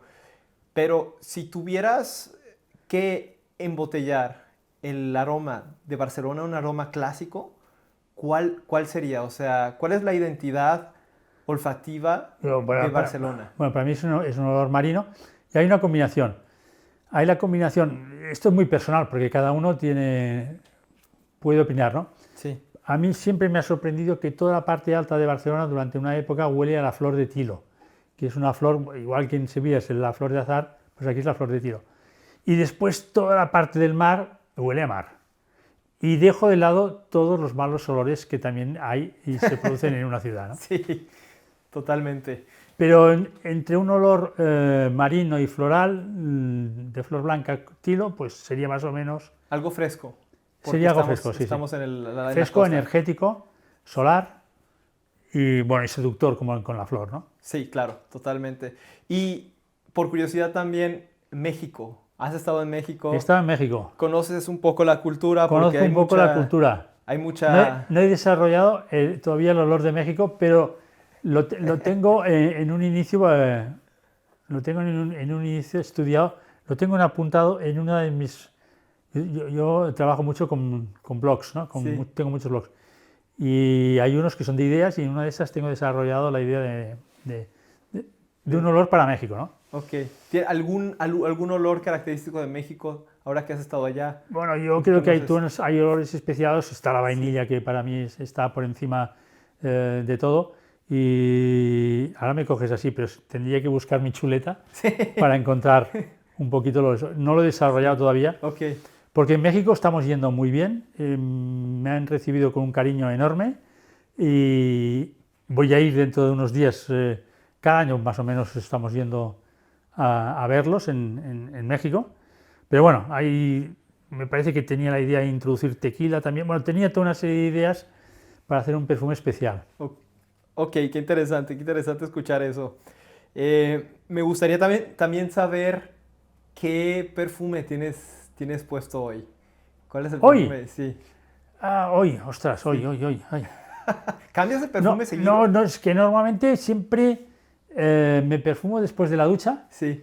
con algo energético, con cítricos, nerolis, un poco de madera y esto. Pero son perfumes con... No, es un perfume, ¿naturales? sí, Ok, muy natural. Pero eso no considero que sea perfumarme. Ok. Esto es darme energía y después me perfumo. Pero hoy me he dado la energía de la mañana, pero me parece que no me he perfumado. no. ¿Cuál es el que usas regularmente estos días para perfumarte?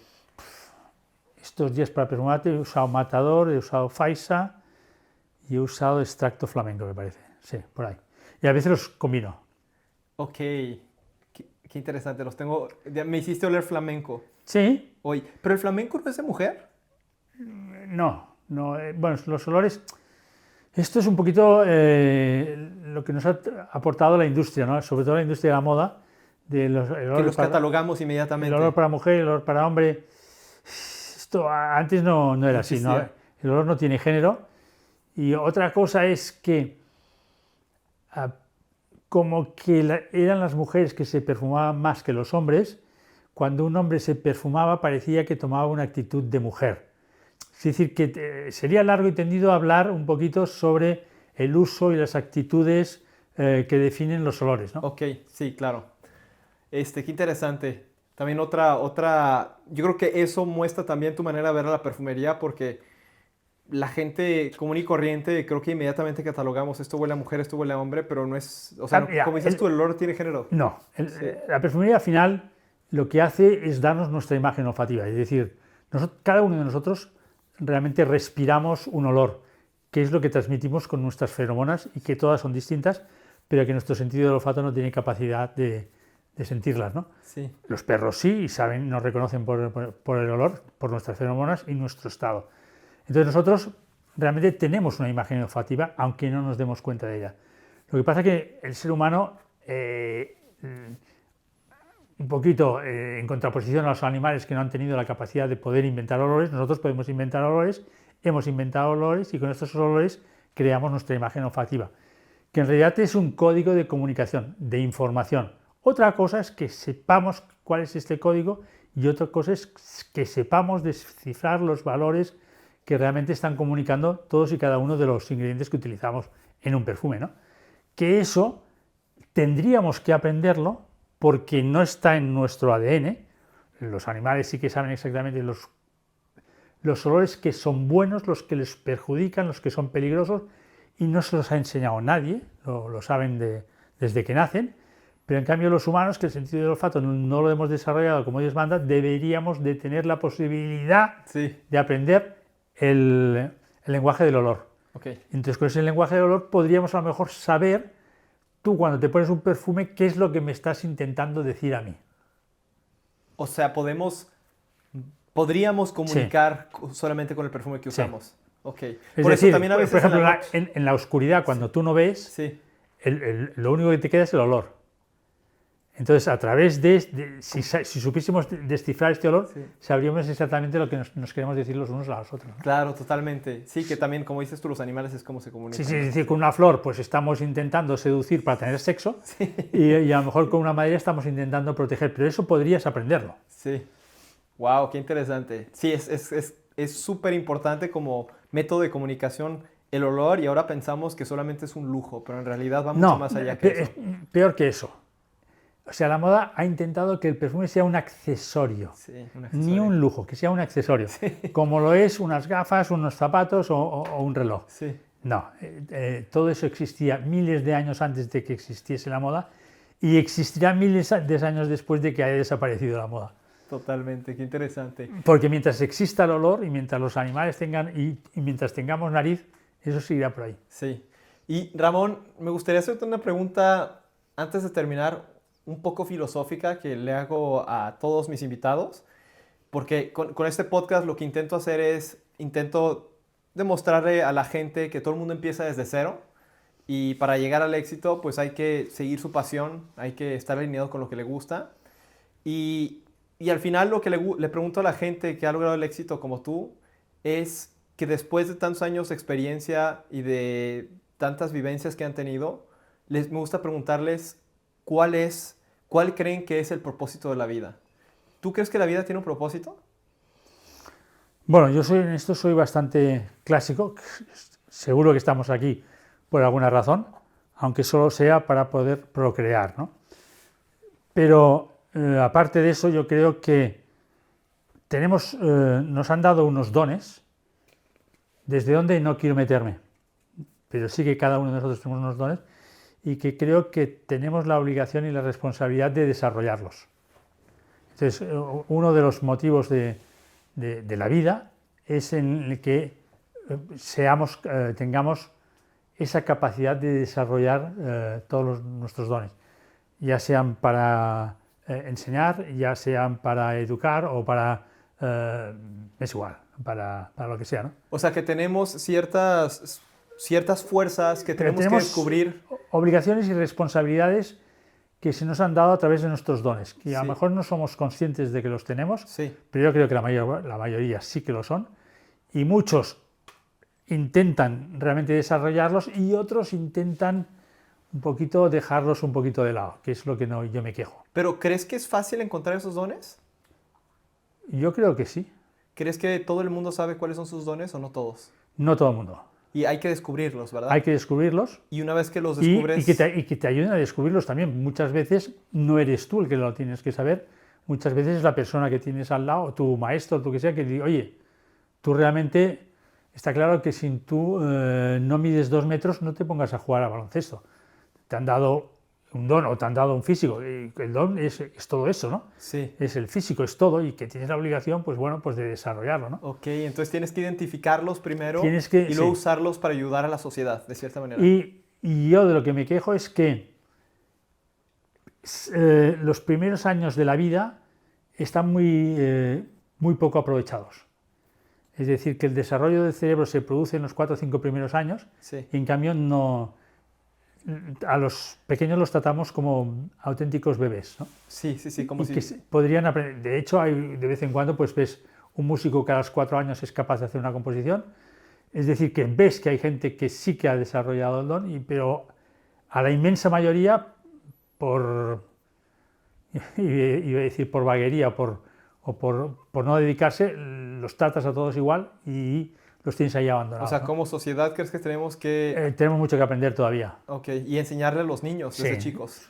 Yo creo que absolutamente que sí, que se dicen, no, hay que dejar al niño que sea un niño y que juegue como un niño. Digo, sí, pero hay que, a los niños que tienen ese desarrollo cerebral tan increíblemente alto, habría que aprovecharlo para introducir. Yo estuve una vez con un maestro de lengua japonés, que él se llamaba, además recuerdo el nombre, porque se llamaba como las motos, Yamaha, se llamaba el doctor Yamaha, y el tío dice, un bebé, un niño, tiene la capacidad de aprender 5 idiomas maternos a la vez. Ok.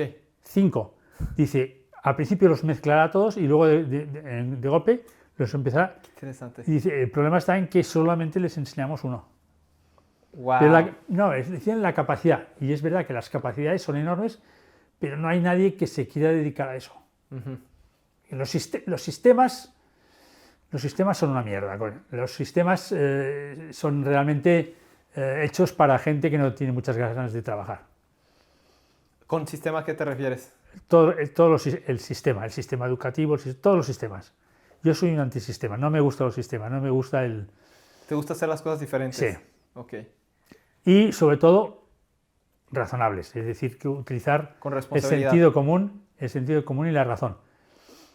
Ok, pues muy profundo, me gustó mucho tu filosofía, tu manera de ver de la vida, y te quiero una vez más agradecer por haberme recibido aquí, por haber tenido esta plática. Hombre, gracias a ti. Ha sido un gran honor poder escucharte. Ha sido una plática que además no ha sido técnica de perfumería, sino que ha sido un poquito sobre cosas más interesantes que no aquello que la gente no entiende. Me gusta conocer a la persona más que a la técnica, porque yo no soy perfumista, no soy músico. No, ya lo he entendido, que como que no eres perfumista, no te has metido en lo que se me mete generalmente todo el mundo, ¿no? Sí, yo vengo más bien a escuchar tu historia, porque tu historia es una historia de éxito y creo que tienes mucho que enseñar que va más allá de la perfumería. Fíjate, lo más importante es que demos importancia al olor, que nos preguntemos que por qué existe el olor y que por qué tenemos nariz, Okay. y por qué ese lenguaje, que es un lenguaje tan rico y que está en la naturaleza, no seamos capaces nosotros de dominarlo. Hay que darle más seriedad al sentido cuando del nos ponemos olfato. un olor, pensemos un poco en todo eso, que no es un accesorio. Pues bueno, hablando de olores ahora, me encantaría que, por favor, huelas el producto que viene en esta botella. Es un tequila que te traje de ¿Un México. tequila? Así es. Es uno de mis favoritos. Tequila Herradura no es muy conocido aquí en Europa. No, yo no lo conozco. Y nosotros en Guadalajara, que es... A pesar de que yo soy de la región del tequila. el tapón este es un tapón Judgment. Ah, el tapón es como los que... como el que tengo me enseñaste un perfume. de la tinta. No, tengo un perfume. Si me vas a buscar un Judgment, te lo enseño. Y bueno, esto es un tequila que es una Herradura Ultra. Es un tequila añejo y le extraen el color. Y esto es lo que tomamos de verdad en México. Entonces quería traerte... O sea, está destilado para decolorarlo. O sea, lo meten en barricas, Sí. pero después le extraen el color. Cuando le meten en barricas, ¿sabes lo que pasa? Si la barrica es de madera, ¿sabes lo que pasa? Absorbe La madera. La madera. Por eso tiene Y solamente huele a madera. Sí, por eso tiene un toque como a whisky, porque también a veces usan barricas de whisky. Exacto, porque cuando envejeces, el whisky huele solo a madera. Es que yo tengo una perra con todo eso, pero bueno, es igual. Le tienes que dar algo que se llama la nalgada. ¿Sabes qué es la nalgada? Sí, darle por aquí para que si no, no cae. Sí. ¿Qué te parece? No soy bebedor de tequila. Yo no tomo tanto, pero de vez en cuando... Es bastante infusionado. Mucha madera. Pero está bien equilibrado.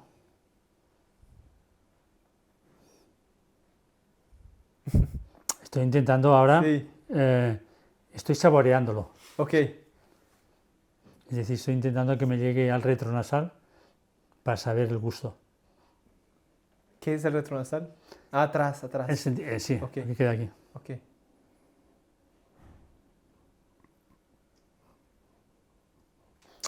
Esto ahora se podría hacer un perfume. Sí. Cuando me comentaste del tequila, Sí, dije, lo va que a ser pasa que interesante. sí, el único problema que hay es que tendría que ponerle mucho para que fuese evidente, pero es muy suave. Sí, porque le extraen el color y al extraerle el color le quitan mucha fuerza que trae el tequila.